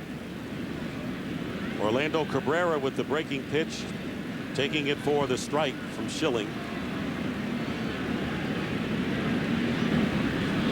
Cabrera has one of the 3 hits for the Angels today. Howie Kendrick, the other 2, all have been singles. Fastball just low, and it's 1-1. Well, there you see the big ones, as you mentioned, the MVP, the Cy Young Award winner, and the Manager of the Year. Finished 9th the year before and won the pennant on the last day. A great 4-team race. The Red Sox, White Sox, Tigers, and Twins all going down to the wire in 67. Ball strike 2 to Cabrera with 1 out here in the 6th. But then they came across as Vladimir Guerrero on deck. Those nasty Cardinals. Nasty Bob Gibson. Boy, did he ever shine in that World Series like he did in 64 and 68, even though he lost the last game to the Tigers. He won 7 consecutive games. Fair ball down the left field line for Cabrera, and will go into second easy with a double. So the first extra base hit of the game for the Angels. Cabrera, with his second hit, is on his second with one out, with Vlad Guerrero coming up. Yeah, between Mike Lowell and the line, and Lowell a little upset at not being able to field that ball. But even had Mike come up with it, kind of diving over the hop, had he come up with it, I don't think he has a chance to get Cabrera. He doesn't have a double, but he has a single. So it's 3-0, and it's still a sensitive kind of game, even though the Red Sox have been going along with the lead. Here's Vladimir Guerrero and a one-hopper, fair ball to third, and Lowell will hold the runner at second nicely, throw out Guerrero, a big out, as Guerrero has been retired 3 times today, and this was a big one with a runner at second. You know, Guerrero did not get out of the box quickly, which led me to believe that he may have hit the ball off his front foot, but he spins after that long swing. And Mike Lowell, realizing that, takes his time to get Vlad. Sometimes the force of that swing, particularly a big guy like Guerrero, who's 6'4.5", 6'5", he spins after he swings, and it's tough for him to get out of the box. So now Garrett Anderson swings at the first pitch and lifts it into center field, and Coco Crisp makes the play. So the one-out double is stranded, and in the middle of the 6th inning, Schilling pitches out of a little bit of a threat. 3-0, Soxville lead. And once again, today's Subway Fresh Fit trivia question. Carl Yastrzemski won the American League Triple Crown in '67. Who did he share the home run title with? And a great home run hitter he was, Coco Crisp. Takes a fastball, not crisp, but the fellow he shared it with. We talked about it before the game. Tim, you had it. You had it on the money. Harmon Killebrew, the killer. What a hitter, and what a great Hall of Famer he was for Minnesota for so many years. That was a great hitting team with Oliva. Tony Oliva, I think, belongs in the Hall of Fame. Yes. Bobby Allison, outfielding, go right down the line. And, Crisp, 2-1 to Coco, leading off in the 6th inning. Walked and out on a fielder's choice in his first 2 trips. And of course, Mudcat Grant and Jim Cott were the top 2 pitchers on the Twins team. They won the World American League Championship in '65. Zoyo Versailles was the MVP that year. Jimmy Hall, a good home run hitter. George Mitterwall behind the plate. John Roseborough was some of those years behind the plate in the early 60s, early 70s. And Earl Batty as well. Earl Batty. Strike 3 to Coco Crisp, so he's retired, and that is the first strikeout by Buchek. Looks like a fastball. It gives you an idea of how often pitchers miss spots. You can see Molina setting up outside, and Molina had to cross the plate to make that catch of the call strikeout to Crisp. Here's Dustin Pedroia. In his way, has been productive in the number 9 slot, has walked twice and scored on a wild pitch back in the 4th inning. The Red Sox leading 3-0, pitch high, ball 1, and this is the first batter that Buchek has not thrown a first pitch strike to. It's 1-0 to Pedroia with 1 out. Red Sox with 3 runs, 3 hits. The Angels, no runs, 4 hits, and an error, and that error was a big one as line drive to center field, glancing off the glove of Gary Matthews Jr. when the Red Sox loaded the bases and 2 runs came across. And then came the wild pitch that allowed another run in. So a low-scoring affair here at Fenway with the wind blowing in. This late afternoon turning into evening, and Buchek now behind Pedroia 3-0.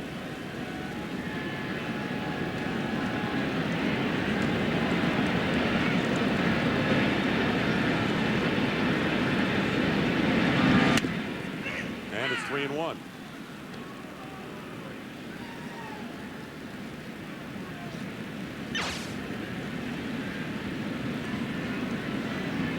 Red Sox have been pleased that John Lester is progressing in his return to action as a broken bat, one hopper to Cabrera, and Pedroia is retired for out number 2. Well, Alex Rodriguez gotten off to a sizzling start. Next week he'll lead the Yankees here to Fenway to take on the Red Sox on Fox Saturday Baseball.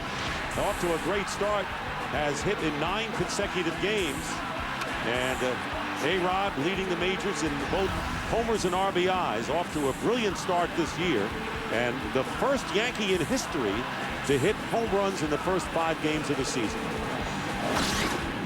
That's next week as Julio Lugo takes ball 1 from Chris Buchek. It has been called the greatest rivalry in sports, and I do not think that that is overstating things. Red Sox Yankees. And it'll be next 2 weeks that actually you and Joe Buck will be covering those games, and a great job that you and Fox have done in past Red Sox Yankee duels, heightening the drama as you do.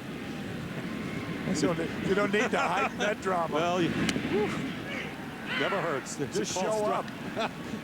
They'll strike 2 and 1 to Lugo with 2 down here in the 6th. You see a lot of baseball games over the course of the season, the course of a career, and it seems like the Red Sox and the Yankees are the most memorable. You know, for many years, long time ago, when we talk about Jackie Robinson being honored, the Giant-Dodger rivalry when they both played in the same town, the Brooklyn Dodgers and New York Giants in those days played 11 games at home, 11 away, 22 games. And the Red Sox Yankees almost playing that many, 19 in a lot of cases. Yeah. And they were in the same town. Of course, they still have that rivalry, but now they're on the West Coast separated by some miles. Lugo walks, so 0 for 3 with a walk. Yankees won the season series 11-8. But look at that. The teams are tied. You're looking at that's remarkable. 870 some odd games. Yeah, 874. Math. Well, we talked about geography. We know Anaheim's in California. Now we know 437 times 2 is 874. Mike Butcher out to the mound to check with Buchek, and when we talked with him, he was hoping that Buchek could give him a couple of more innings, but remember what he said, we need some points on the board, and they have 0 points and 0 runs. Yeah. 2 and 2 is one thing, but 437 is 437. That takes a little skill. Here is Eric Hinske, who has 2 hits, including a triple, has scored a run. Hinske getting a chance to start today, and a day off for Kevin Youkilis, who's been sizzling lately. The Red Sox deciding not to play Youkilis despite the fact that he's 7 for 19 in his last 5 games. Runner at first base is Lugo, and the throw goes over there. Certainly a running situation. Lugo with a couple of stolen bases. He has not been caught, and the Angels pitchers do not hold runners on real well. 10 have tried to steal against the Angels this year. They've caught 1. Not good. Good running situation. The Red Sox are on top. Left-handed hitter up. It's tougher for a catcher to throw. Lugo with great speed. Not running. Pitch out, but the Red Sox weren't running. And you're right, the Red Sox have been basically a station-to-station team, you know, in Fenway Park many years, and they seem to be running a little bit more when opportunities arise, although this year, as you mentioned, 3 stolen bases, none of them have been caught. But there are times that the hit and run is in order. Yeah, well, J.D. Drew gives them another element of speed. Coco Crisp, of course. 1-0 pitch, and setting the target on the outside, Molina. It's 2-0 to Hinske. Ortiz and Ramirez would be the next 2 hitters, but there are 2 down here, as you see. Mike Scioscia, who is a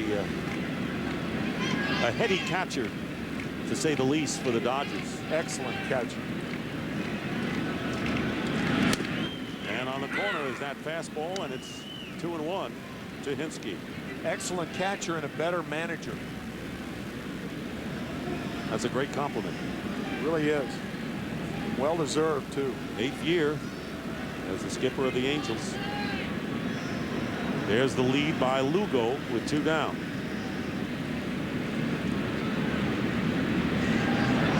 And Lugo takes off.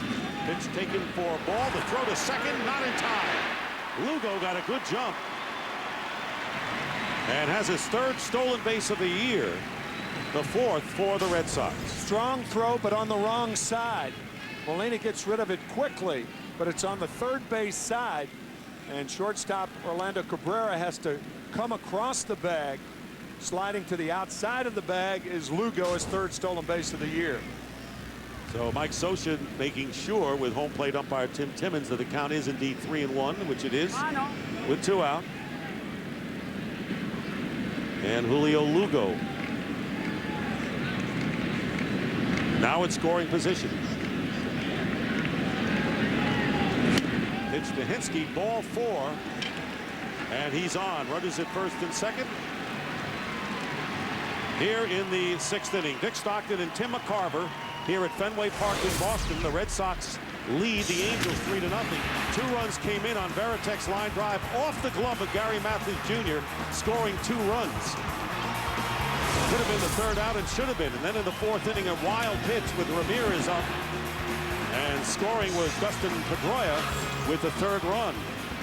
And Curt Schilling, the beneficiary of all that, has not allowed a run, only 4 hits. Chris Buchek, the 3rd pitcher of the day for the Angels, now facing Big Papi. Ortiz taking low ball 1. So the Red Sox with 2 on and 2 out, and they had those 2 walks after the first 2 were retired. Greg Jones warming up in the Angels bullpen, and he came up when Kelvin Escobar went on the disabled list and saw action last night. And couldn't hold back the swing. Ortiz. And that was a fastball swing and a slider. Commits early, and the slider diving out of the strike zone. Well, the Angels, you just wonder how many times they're playing with fire with Ortiz and Ramirez. 1 ball and 1 strike with 2 out. And a base hit to right field by Ortiz. Lugo comes around to score. Going into 3rd is Eric Hinske, and David Ortiz delivers and gives the Red Sox a little more breathing room with his 8th run batted in of the year and his 1st hit of the game. Buchek tries to come inside to David, and as he's done to so many American League pitchers, Lugo scoring easily as Hinske goes to 3rd. Easily. Just a matter of time before Ortiz and or Ramirez hurts the Angels. And they're going to have a pitching change right now. Chris Buchek will be relieved, and we'll see our 4th pitcher for the Angels when we return.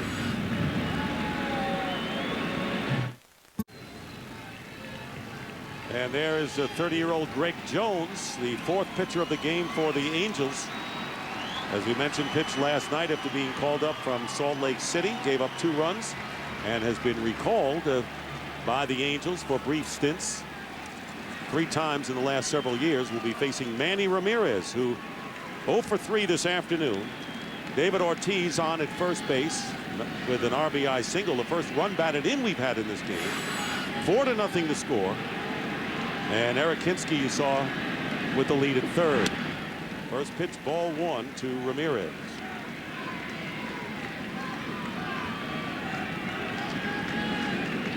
Outfield playing slightly shaded around to the right, and the infield saved for 1st base straight away.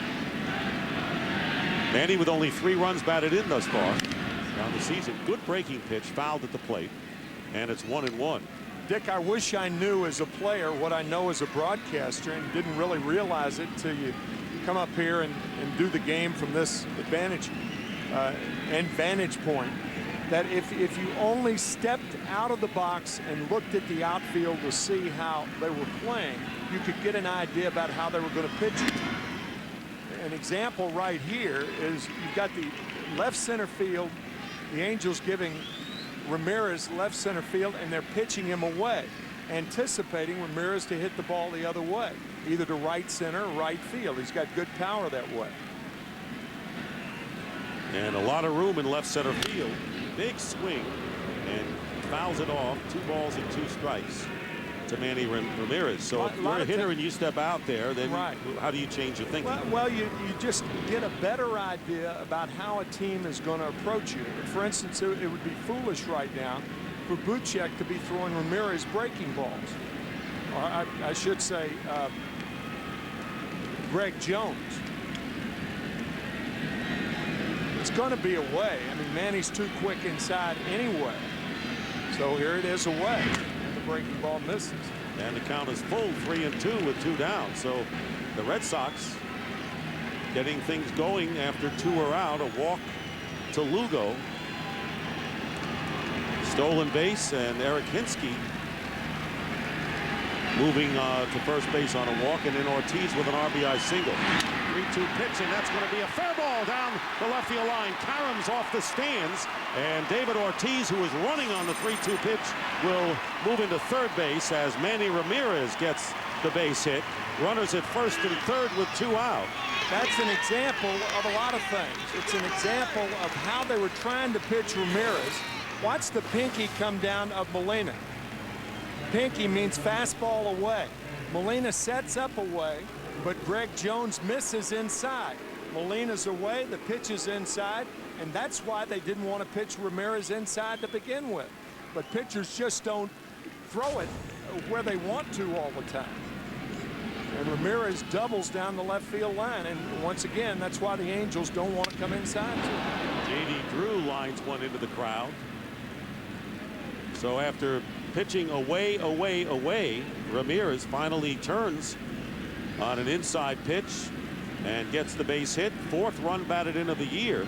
So after Ortiz and Ramirez could not deliver with third base occupied and nobody out in the 3rd inning, they both come back and add here to the Red Sox lead with 2 out, back-to-back singles, 2 runs in, and a 5-0 game.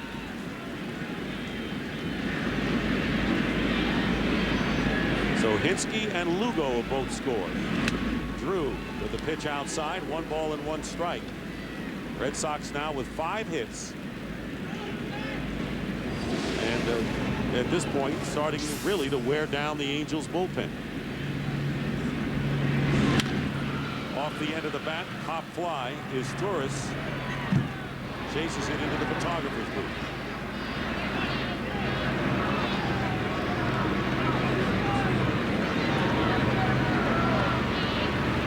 Of course, the strategy for both teams the same. They want to get the game.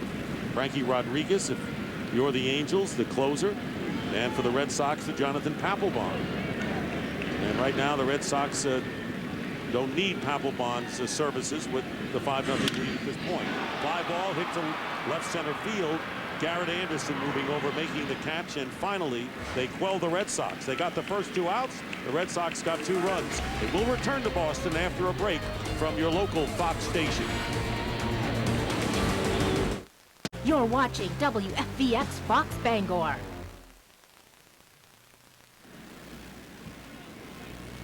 Back here at Fenway Park, and Jonathan Papelbon just loosening up along the length and width of the Red Sox bullpen as Curt Schilling sailing along, allowing no runs and 4 hits, and facing Shea Hillenbrand here in the 7th inning. Former Red Sox who take inside ball 1. Hillenbrand is 0 for 2 on the day. Schilling allowed a leadoff hit in the 4th inning, and the 3rd as well. No damage, and a call strike 1-1. No damage, no walks today. Yep. Schilling. How many times has he gone out there and gone in the 6th, 7th, 8th inning with no walks? Rarely hurts himself. Pitch inside, and it's 2-1. 2 strikeouts for Schilling, who's been a strikeout king for the Red Sox and throughout his major league career, always amongst the league leaders. But those free passes, you avoid them, you make the other team get the base hits. 2 balls and 1 strike to Hillenbrand. Swing and a miss. Took something off that pitch. And the count even at 2-2. I mean, you're looking at a guy in Curt Schilling who has the best strikeout to walk ratio in the history of the game. You'll never see him lose a game because of walks. Pedro Martinez would be second and Cy Young third on that list. Splitter here. Just got a piece of that ball that was about inches off the ground.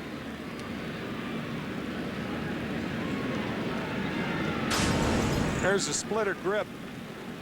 You can see right there that downward action, and it's often out of the strike zone when it's most effective. 2-2, and they play Hillenbrand the pull on the infield, the outfield straight away. And the pitch in the dirt, full count.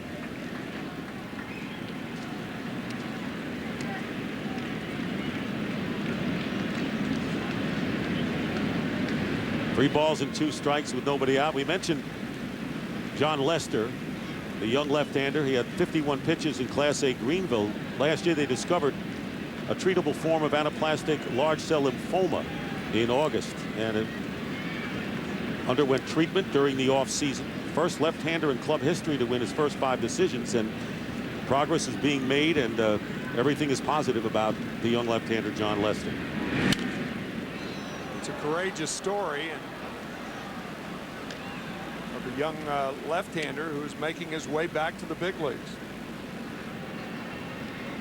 Part of the rotation last year. Of course, you mentioned how the Red Sox going with 3 new faces in the field after going with new faces the year before in multiple fashion. And that's been true of the pitching staff as well. Pop-up and second baseman Pedroia out there to make the catch. 1 away in the 7th inning. So we talked about Curt Schilling, and he's, you know, the beginning question mark, Hall of Fame, and he said, you know, why not? Well, here's how he stacks up against other Hall of Famers, in particular Don Drysdale, the late Don Drysdale, Jim Bunning, and the late Catfish Hunter. Jim Bunning, now a senator from Kentucky. Catfish Hunter, of course, passed a couple of years ago, but it gives you an idea that Curt Schilling is very much in the race, particularly when you look at his strikeouts. He's 14th in the all-time strikeout list, 8-2 lifetime and postseason. I mean, how dramatic was it beating the Yankees in Game 6 with a bloody sock in 2004, and all of the things in 2001 World Series when he was a co-MVP with Randy Johnson. And this guy has been big money for a long, long time. Casey Kochman 0 for 2 with the count 1-1 with 1 out here in the 7th inning. And there's Theo Epstein, the Red Sox general manager. Parting of ways a couple of years ago, and all's well with Theo and the Red Sox. And also about Curt Schilling, I think compared to a lot of those Hall of Famers, the only one that has his own blog. 3-1 now to Kochman. I mean, I don't know, was that a requirement?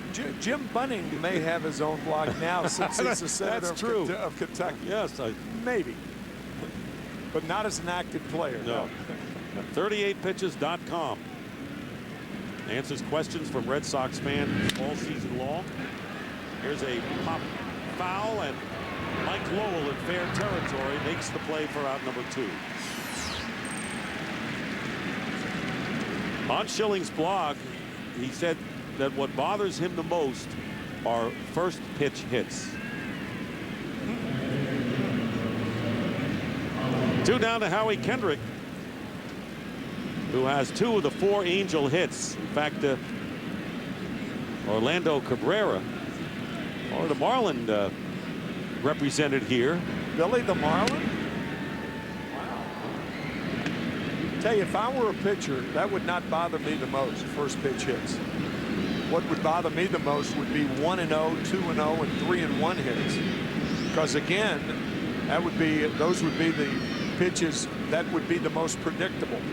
That's why staying ahead is so important. And you can't stay ahead if you're worried about 2 first pitch strikes. But that's just Curt's way. Schilling falling behind Kendrick 2-0. Kendrick with a pair of singles.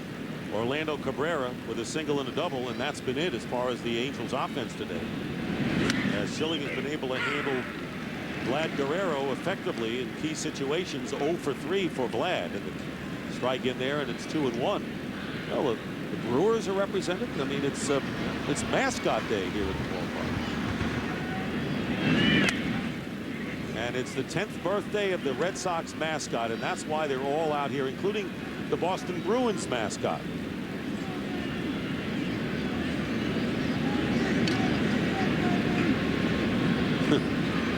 Padres representative. 3-1 pitch, ball 4, and so the first walk of the game issued by Curt Schilling, and it comes with 2 down here in the 7th inning. So Howie Kendrick aboard 3 times today.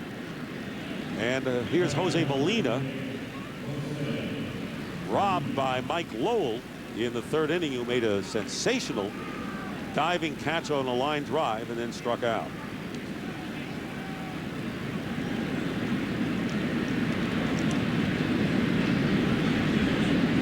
Five to nothing, the Red Sox in front. Red Sox trying to make it 4 out of 5 in the dirt. Good stop made by Baratek, and it's 1-0. Schilling 4-1 lifetime against the Angels in 9 career appearances. But this is a far cry in his appearance today than his last outing in Fenway against the Angels last year. Gave up 6 runs on 10 hits in 5 innings. So trying to square things around at home. 1-0 to Molina. And a line drive down the right field line. It's going to be foul. And not much margin. Right down the line, well in front of the pesky corner. Yeah, once it gets past this area here, there's not a lot of foul territory. Only about 3 feet. Maybe 4 feet, but not a lot. You brought this up earlier in the game, and that this has been an unusual crowd here at Fenway Park today. Yeah, it has. It's been a quiet, I think you were studious crowd, and they have been that. Usually with the 5-0 lead, regardless of who the Angels play, Red Sox, they like the Red Sox to be on top. Foul back. Is that understating things enough? No. I'll tell you, you won't see this same type attitude next weekend. No, you won't. No. There are some fans trying to bundle up and keep warm. Of course, sold out. This will be the 311th consecutive game sold out at Fenway Park. It all began in mid-May in 2003. Second longest streak in history to the Indians, who had 455 straight sellouts from 95 to 2001. Yeah, those great Indian teams, right. Terrific teams. That will be next week. We'll be on the air at 3:30 for the pregame show. First pitch at 3:55. Red Sox and Yankees. 1-2 to Molina, and fouls it back.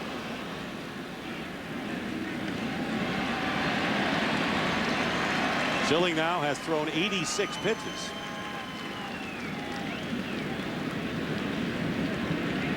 And the lights have been on as we've had really the same sky since the beginning of this game. Cloud layer, and the temperatures in the mid-40s, but without a great deal of wind. Not really that much of a chill. Breaking ball and a foul ball off to the left side. Well, here is today's series summary brought to you by Flomax. And the Red Sox outscoring the Angels 15-1, 10 runs coming yesterday. Angels not hitting, and they've used 8 pitchers. Of course, they've used the same 3 relievers today who pitched last night. 1-2 to Molina, the number 8 hitter in the Angels lineup today.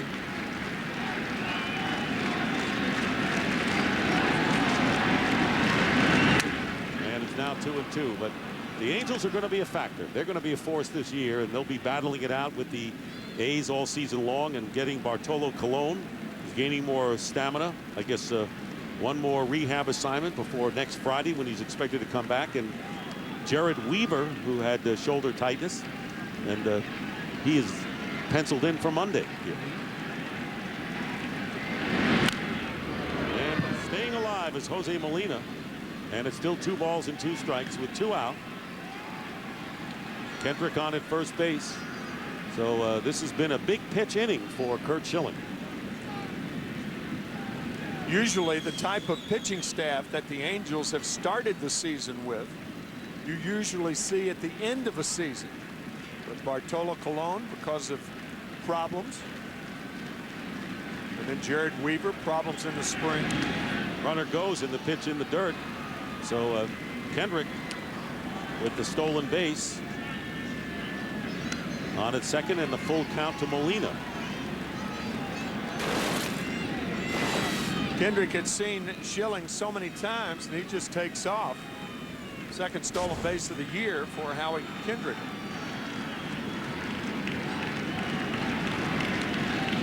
John Farrell, the pitching coach, standing next to Terry Francona. The 2 out. Here's the 3-2 pitch and another foul ball. So Molina really making Schilling work. 90 pitches thrown by Schilling. 5-0 the Red Sox lead. Scored 2 in the third when they sent 7 men to the plate. Scored on a 2-out line drive to center field that came off the glove of Gary Matthews Jr. Run on a wild pitch in the 4th and then 2 runs. Coming on in the 6th inning. Swing and a miss, strike 3, and that'll do it. 3rd strikeout for Schilling, 1 left. And in the middle of the 7th inning, home stretch for the Red Sox who lead it 5-0. 7th inning stretch. Fox Saturday Baseball is sponsored by Flomax, by Subway Restaurants, Subway Eat Fresh, and by Lamisil Gel Advanced.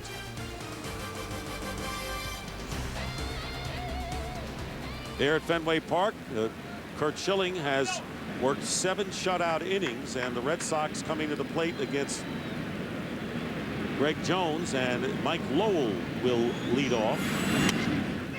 Lowell is 1 for 2 with a single and a walk.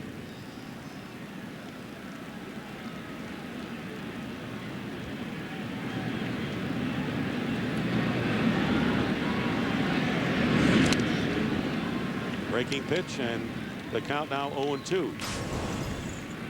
Good breaking ball from Greg Jones. The score is certainly right. The conditions are right for Curt Schilling to throw a complete game. It'd be his first in 3 years. Going back is Howie Kendrick to make the catch for out number 1 in the 7th inning. Well, this date in baseball history, Elston Howard becomes the first Yankees African-American player. That was on April the 14th. Same day, Nolan Ryan gets the first of his 324 career wins, and the Montreal Expos play their first home game at Jarry Park in Montreal, marking the first regular season major league game ever played outside the United States. William Howard Taft threw out the first ball, and Jim Bunning becomes the first pitcher since Cy Young to record 1,000 strikeouts in both leagues. He was a great pitcher with the Detroit Tigers and with the Philadelphia Phillies, also with the Pirates, and had no hitters in each league. He had a no-hitter right here in Fenway Park against the Red Sox for the Tigers, and against the Mets on Father's Day in 1964 had a perfect game. Pitching a perfect game. Right. Jason Varitek with a big swing and a miss. 1 ball and 2 strikes with 1 out. Varitek going to the opposite field, lined. A sensational play by Myceres Torres with a backhanded play. This one rolled up the middle. Cabrera, who is playing him shaded to second, can't get over fast enough, and Varitek is on with his first hit of the game and second time aboard in the contest. Cabrera did not appear to have a good jump on that ball, and the ball stayed down on him. When the ball doesn't come up, you can see it stay down on Cabrera. A lot of times the players in the dugout will say stay down, and they mean they're talking to the baseball. There's a lot of that goes on in a major league dugout. Rooting for Varitek to get a hit, and he got one. Coco Crisp the batter, and he swings at the first pitch and lifts it in the air to center field. Gary Matthews Jr. surrounds it. Barrett goes back to first and is 2 out.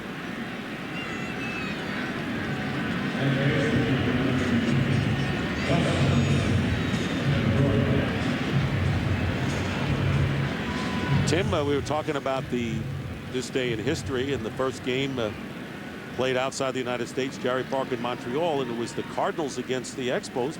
You behind the plate? I was the catcher. Hey. Yeah. Well, don't be shy. I called for a lot of bad pitches that day. We lost 8-7. Dal Maxwell hit his only Grand Slam home run in his career. This is a bad sign when you have to watch all these guys cross home plate. You realize your pitch selection could have been a little better. but you had to make sure he touched home plate, which of course he would. Pedroia, 1-0 to Pedroia, who has walked twice, scored a run. 0 for 1 officially.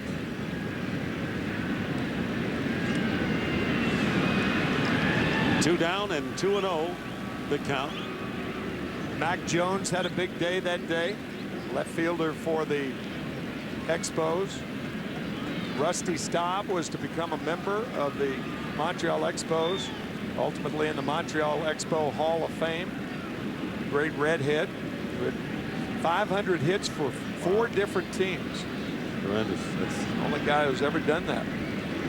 Good hitter. Red Sox with bullpen activity for the first time as Pedroia looks at a fastball for a strike. And it's Brendan Donnelly, the former Angel, who has been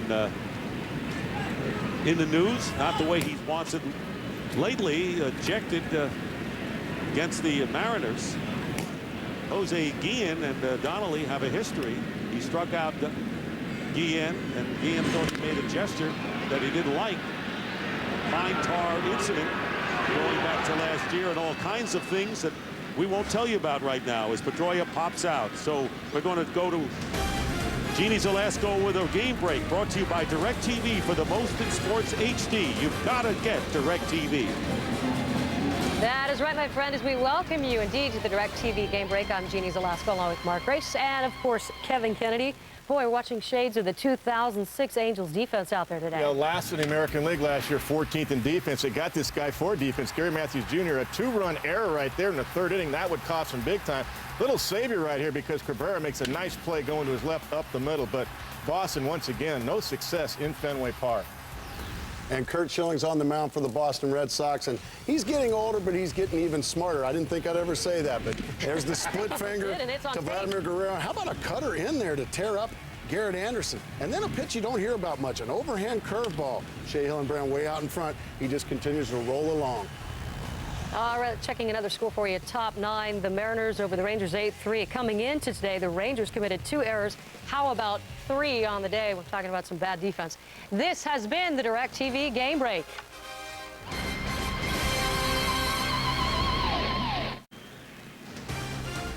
Fox Saturday Baseball is sponsored by DirecTV. For the most sports in HD, you've got to get DirecTV. Curt Schilling in this chilly afternoon coming out for the 8th inning, facing the number 9 hitter, Myceres Torres. 0 for 2 on the day. And Schilling in his 2nd straight impressive performance after the rocky outing to open the year in Kansas City. Has allowed no runs on 4 hits, has walked 1, struck out 3. In there for strike 1 and 1. So the Red Sox right now, Tim, they've got Beckett, who has been impressive twice, Schilling coming around, and of course Matsusaka, who despite losing to the one hitting Felix Hernandez, pitched well, not great but well the other night, giving up only 3 runs on 8 hits. Tim Wakefield last night, right? An encouraging start. Well, this Red Sox team is loaded with starting pitching. I mean, how many teams can you say that about in the major leagues? Well, you look about at the lows of the Angels. Right, and what about the Yankees? Yeah. Injury problems with their pitchers right now, with Carl Pavano, again, having his physical problems. Chin-Men Wong, another rehab assignment going on. There's a strike. The left-hander is J.C. Romero. Brendan Donnelly, the right-hander, both pitched for the Angels last year. 2 balls and 2 strikes.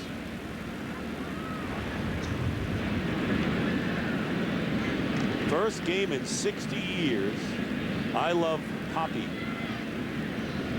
87 years young. That woman, as Isturis hits one to deep center field, and Chris makes the catch for out number 1. And I love the way she spelled socks. I was thinking the same thing. Right? S-O-C-K-S. Right. Go Sox. That's great. 60 years. Well, they didn't have Red Sox Nation then. We know that. That's right. There it is. They had the Red Sox, but not the Red Sox Nation. First game in 60 years. You know, she could have written Go Stockings. It would have worked out. It's a call strike to Gary Matthews Jr. Great. 0 for 3 today for Gary Matthews Jr. and a bit of a goat for letting a line drive to center field glance off his glove that resulted in 2 runs for the Red Sox in the 3rd, and that's all they've needed to this point as they maintain a 5-0 advantage. No balls and 2 strikes to Gary Matthews Jr. and a souvenir for a fan. Big contract for Matthews. 32 years of age, new leadoff hitter. Sean Figgins, of course, has had a couple of broken fingers on his right hand, and he's expected back by May. Mike Scioscia said never had a chance to play every day to last year. That's why he's so high on this guy. 1-2 now to him.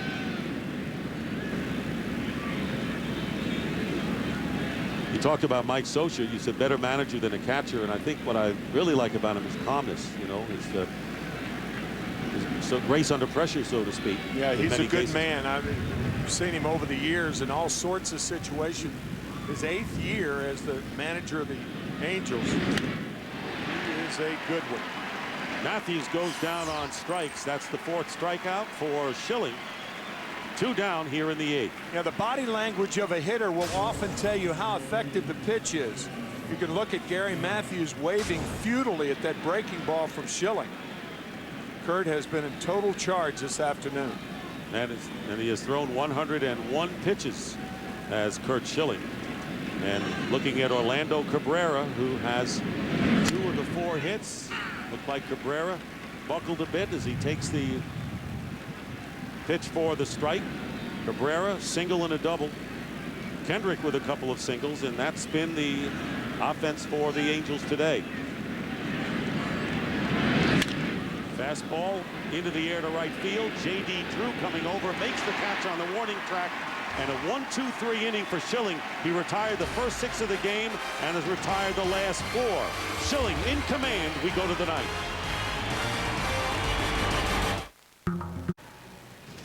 Fox Saturday Baseball is sponsored by Gillette Fusion Power, the best shave ever. By Suzuki, makers of performance-driven motorcycles, scooters, and all-terrain vehicles. And by XM Radio, with Major League Baseball, every team, every game. Well, we're not going to the 9th inning, as I said, but to the bottom of the 8th inning, and there you look at Curt Schilling, who's taking notes, and you know, there's nothing wrong with that. We know that Tony La Russa constantly takes notes on the batting card throughout the game, and the pitcher with taking notes. Not a bad thing to refresh your memory. That's the style of Curt Schilling. He's always done that. Julio Lugo leading off to the bottom of the 8th. And Dick, with you look out at the bullpen, they do have, I believe that's Brendan Donnelly, the right-hander, still up. So he's ready, and everything is being left up to Curt Schilling. If Curt says that's it, that's enough, then that's it. So there you see his 2 starts prior to today, and this one a lot more like his performance against the Texas Rangers last Sunday. 1 ball and 1 strike to Lugo, and it's now 2-1. Lugo, Hinske, and Ortiz. There's Eric Hinske, who has been on base 3 times today. So Eric Hinske making the most of his opportunity this afternoon.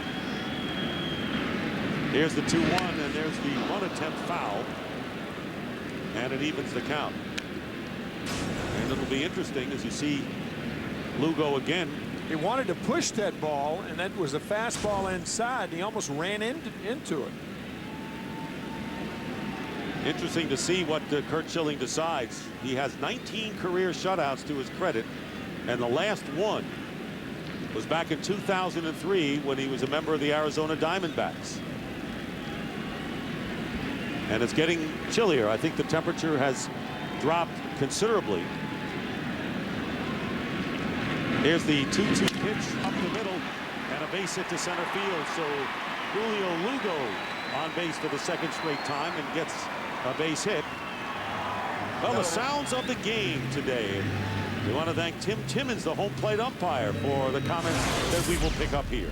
Hey! What's happening, big boy?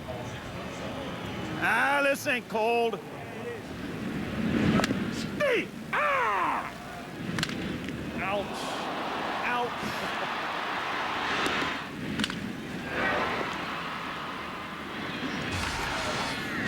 Sounds of the game, and our thanks to Tim Timmons, our home plate umpire, as Eric Hinske takes ball one. Lugo with a leadoff single. Only the second time today that the Red Sox have had the leadoff man aboard. Hinske tripled to start the third inning. He's at the plate right now. 2 for 3 officially.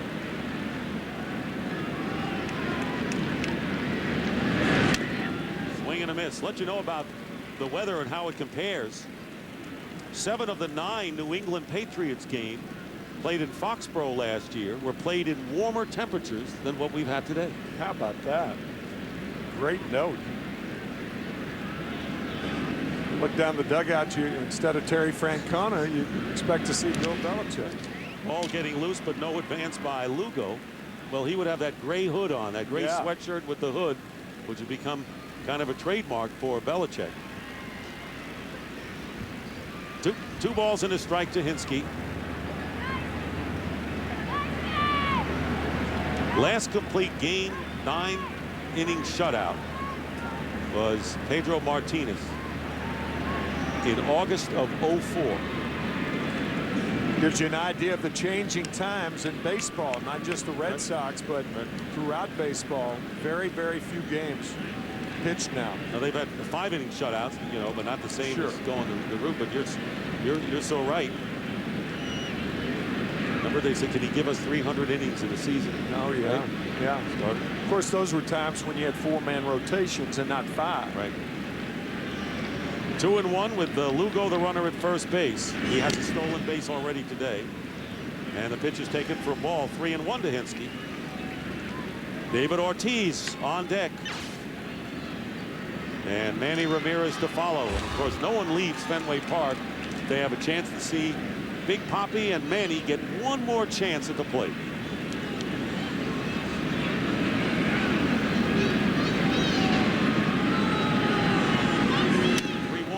Ball 4. So Hinske walks. Lugo goes to second. 2 men on, nobody out. And Ortiz coming up. RBI single his last time up. 1 for 3 this afternoon. 8 runs batted in on the year for Ortiz, and Mike Butcher going to the mound. Patriots Day is Monday, so what is Patriots Day? Well, it commemorates the ride of Paul Revere and the battles of Lexington and Concord. 200 years before the Red Sox won the pennant in the American League, and there's always a game, and it's always early. 10:05 start, the only morning start of the baseball season. Of course, originally Dice K was supposed to pitch on that day, and they changed it, and that would have been a more palatable time, I think, for the viewers in Japan. So here's Ortiz with 2 on and nobody out here in the bottom of the 8th. 5-0 the Red Sox lead at ball 1. Yeah, that 10:05 a.m. start would have been about 10:05 p.m. in Tokyo and in Japan, where it doesn't matter what time he pitches, whether it's 3 a.m., 6 a.m., doesn't matter. They watch, and a lot of them watch. He is just as revered as Hideki Matsui or Ichiro in his native land. And what a confrontation. Everyone, of course, sitting on the edge of their seats, when he faced Ichiro, retied him 3 times, first time on a comebacker. Ichiro, I think, was 0 for 8 in the series against the Red Sox. Dice K on Yorkie Way.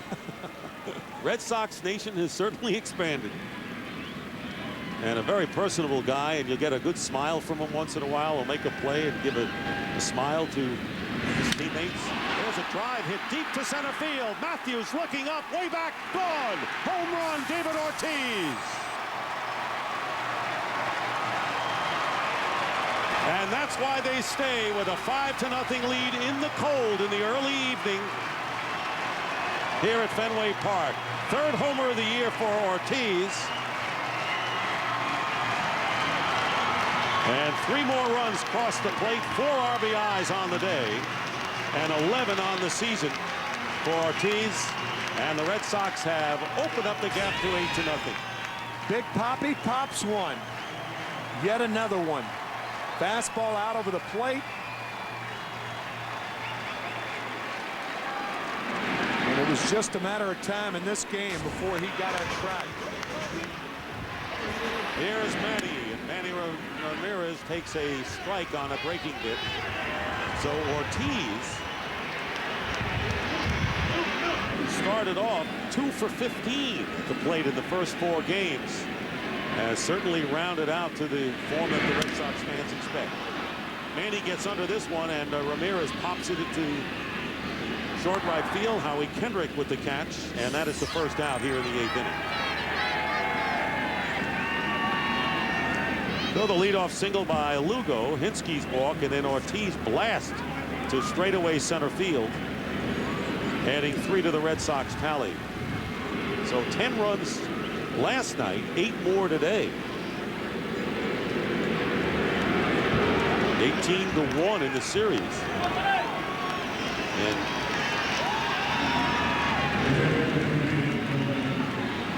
And Willie Mo Pena is going to come up and bat for J.D. Drew. Pena was supposed to get his first start against the Mariners the other day, but that game was washed out, so he's still looking for his first start of the year, and Pena coming up to pinch hit for J.D. Drew.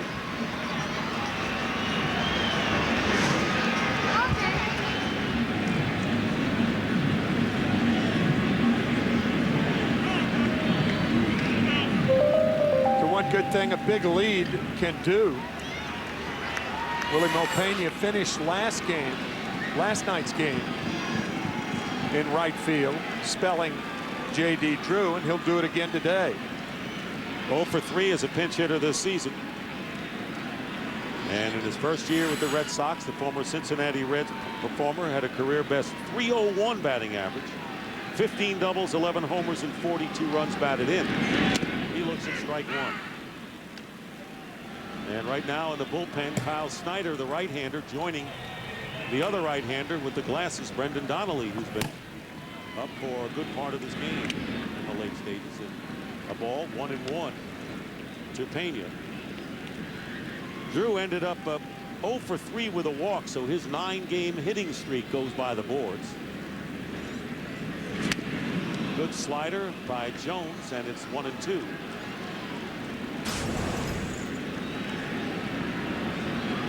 Mentioned that A-Rod with a 9-game hitting streak, and you're going to see A-Rod off to a great start against the Red Sox. The Yankees, Red Sox on Fox Saturday Baseball in each of the next 2 weeks.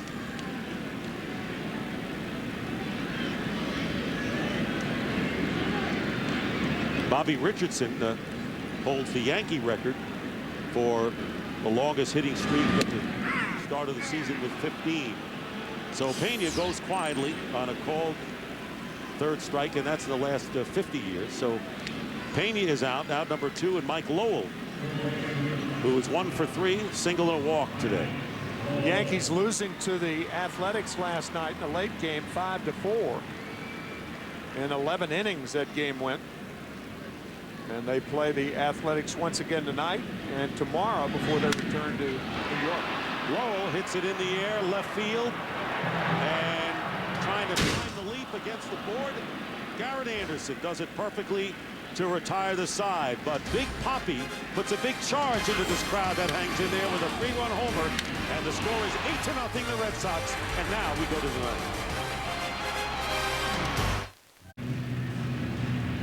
Go to the ninth inning. Willie Mopena, who pinch hit for J.D. Drew, goes in to play right field, and Brendan Donnelly comes in to pitch. So Donnelly, who pitched for the Angels the last 5 years, picked up the win in Game 6 of the World Series for the Angels back in 2002. Has problems as of late. Hit Orlando Cabrera in the arm last night. Cabrera was okay to play today, and then of course we talked about his problems with the Mariners and Jose Guillen. Looking at Vladimir Guerrero, swings at the first pitch and fouls it off to the left. Guerrero has been handled by the Red Sox. Schilling today 0 for 3, struck out, fly to right after a leadoff single, and bounced out with a runner at second base and 1 out in the 6th. But Guerrero off to a great start this year. Despite that, co-player of the week with A-Rod for the opening week of the season.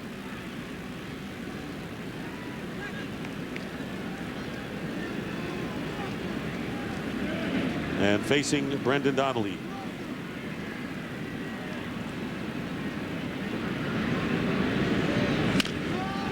Slowly hit to shortstop. Lugo makes the play, and Guerrero's retired for the 4th time. And today's Chevrolet player of the game is Curt Schilling. 8 innings, 4 hits, no runs, 1 walk and 4 strikeouts. And a great job against the toughest hitters. And in recognition of his outstanding play, Chevrolet will make a $1,000 contribution to the Boys and Girls Clubs of America. Chevy, an American Revolution. And Schilling on his way to his 2nd win and his 2nd impressive outing. Beat Texas last Sunday, and coming on here with a great performance against the Angels. Donnelly with the fastball to Garrett Anderson. Outside 1-0.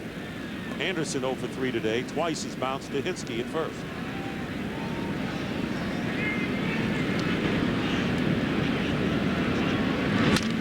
Slap to shortstop again. Lugo again makes the play for out number 2. And now the Angels out down to their last out with 2 down here in the 9th inning.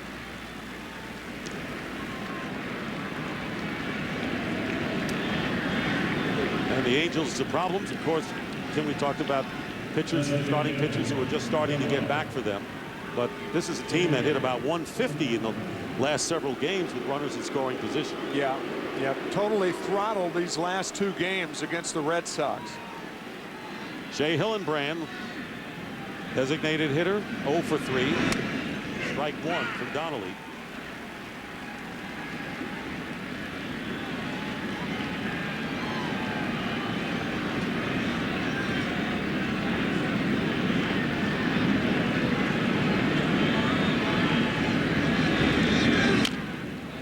And the count now, no balls and 2 strikes. That old leveling saying in baseball, you're never as bad as you look and you're never as good as you think you are. Right.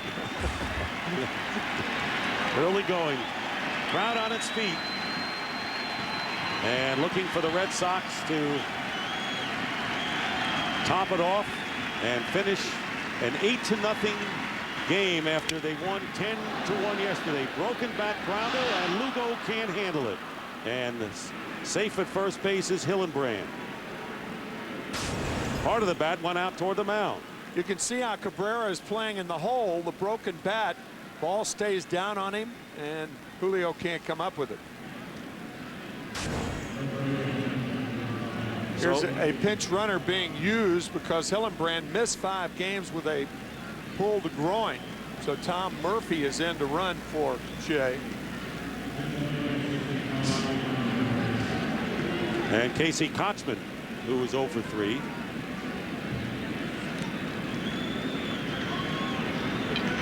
And they've ruled it a base hit for Hillenbrand. So here's Kochman with 2 out, the runner at first base. And of course not holding him on, Hinsky playing well behind him. So the Red Sox hitting 14 runs against the Mariners.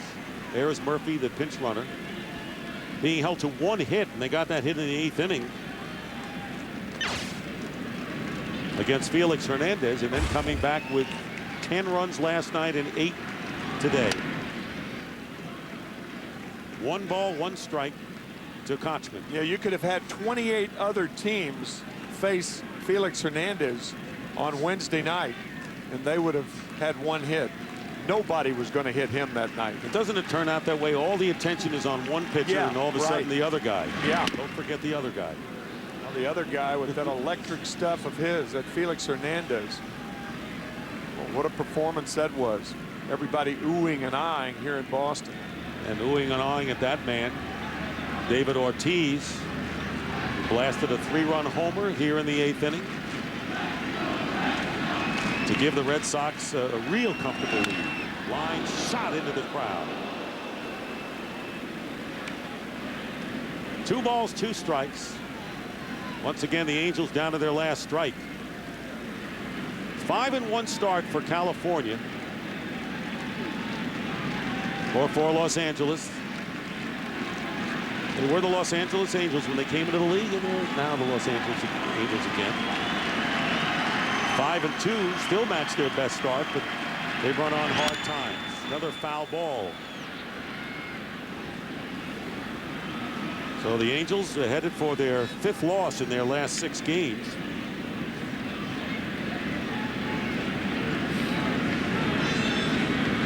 Two more games left in this series.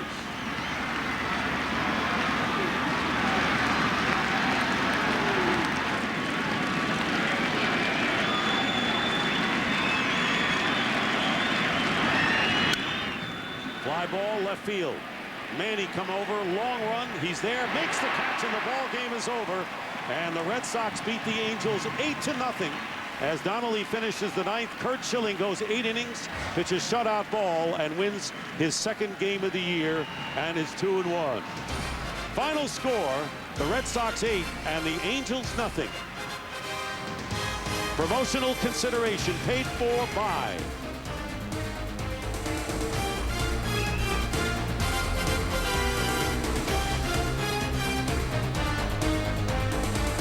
next week on Fox Saturday Baseball, the Yankees take on the Red Sox, so the Cardinals face the Cubs starting at 3:30 p.m. Eastern. Tomorrow, NASCAR on Fox heads to the Texas Motor Speedway beginning at 1:30 p.m. Eastern in high definition. And tonight on Fox, it's a full hour of Cops at 8 p.m. Eastern, followed by America's Most Wanted. And again, NASCAR on Fox, heading to the Texas Motor Speedway, 1:30 p.m. Eastern in high definition.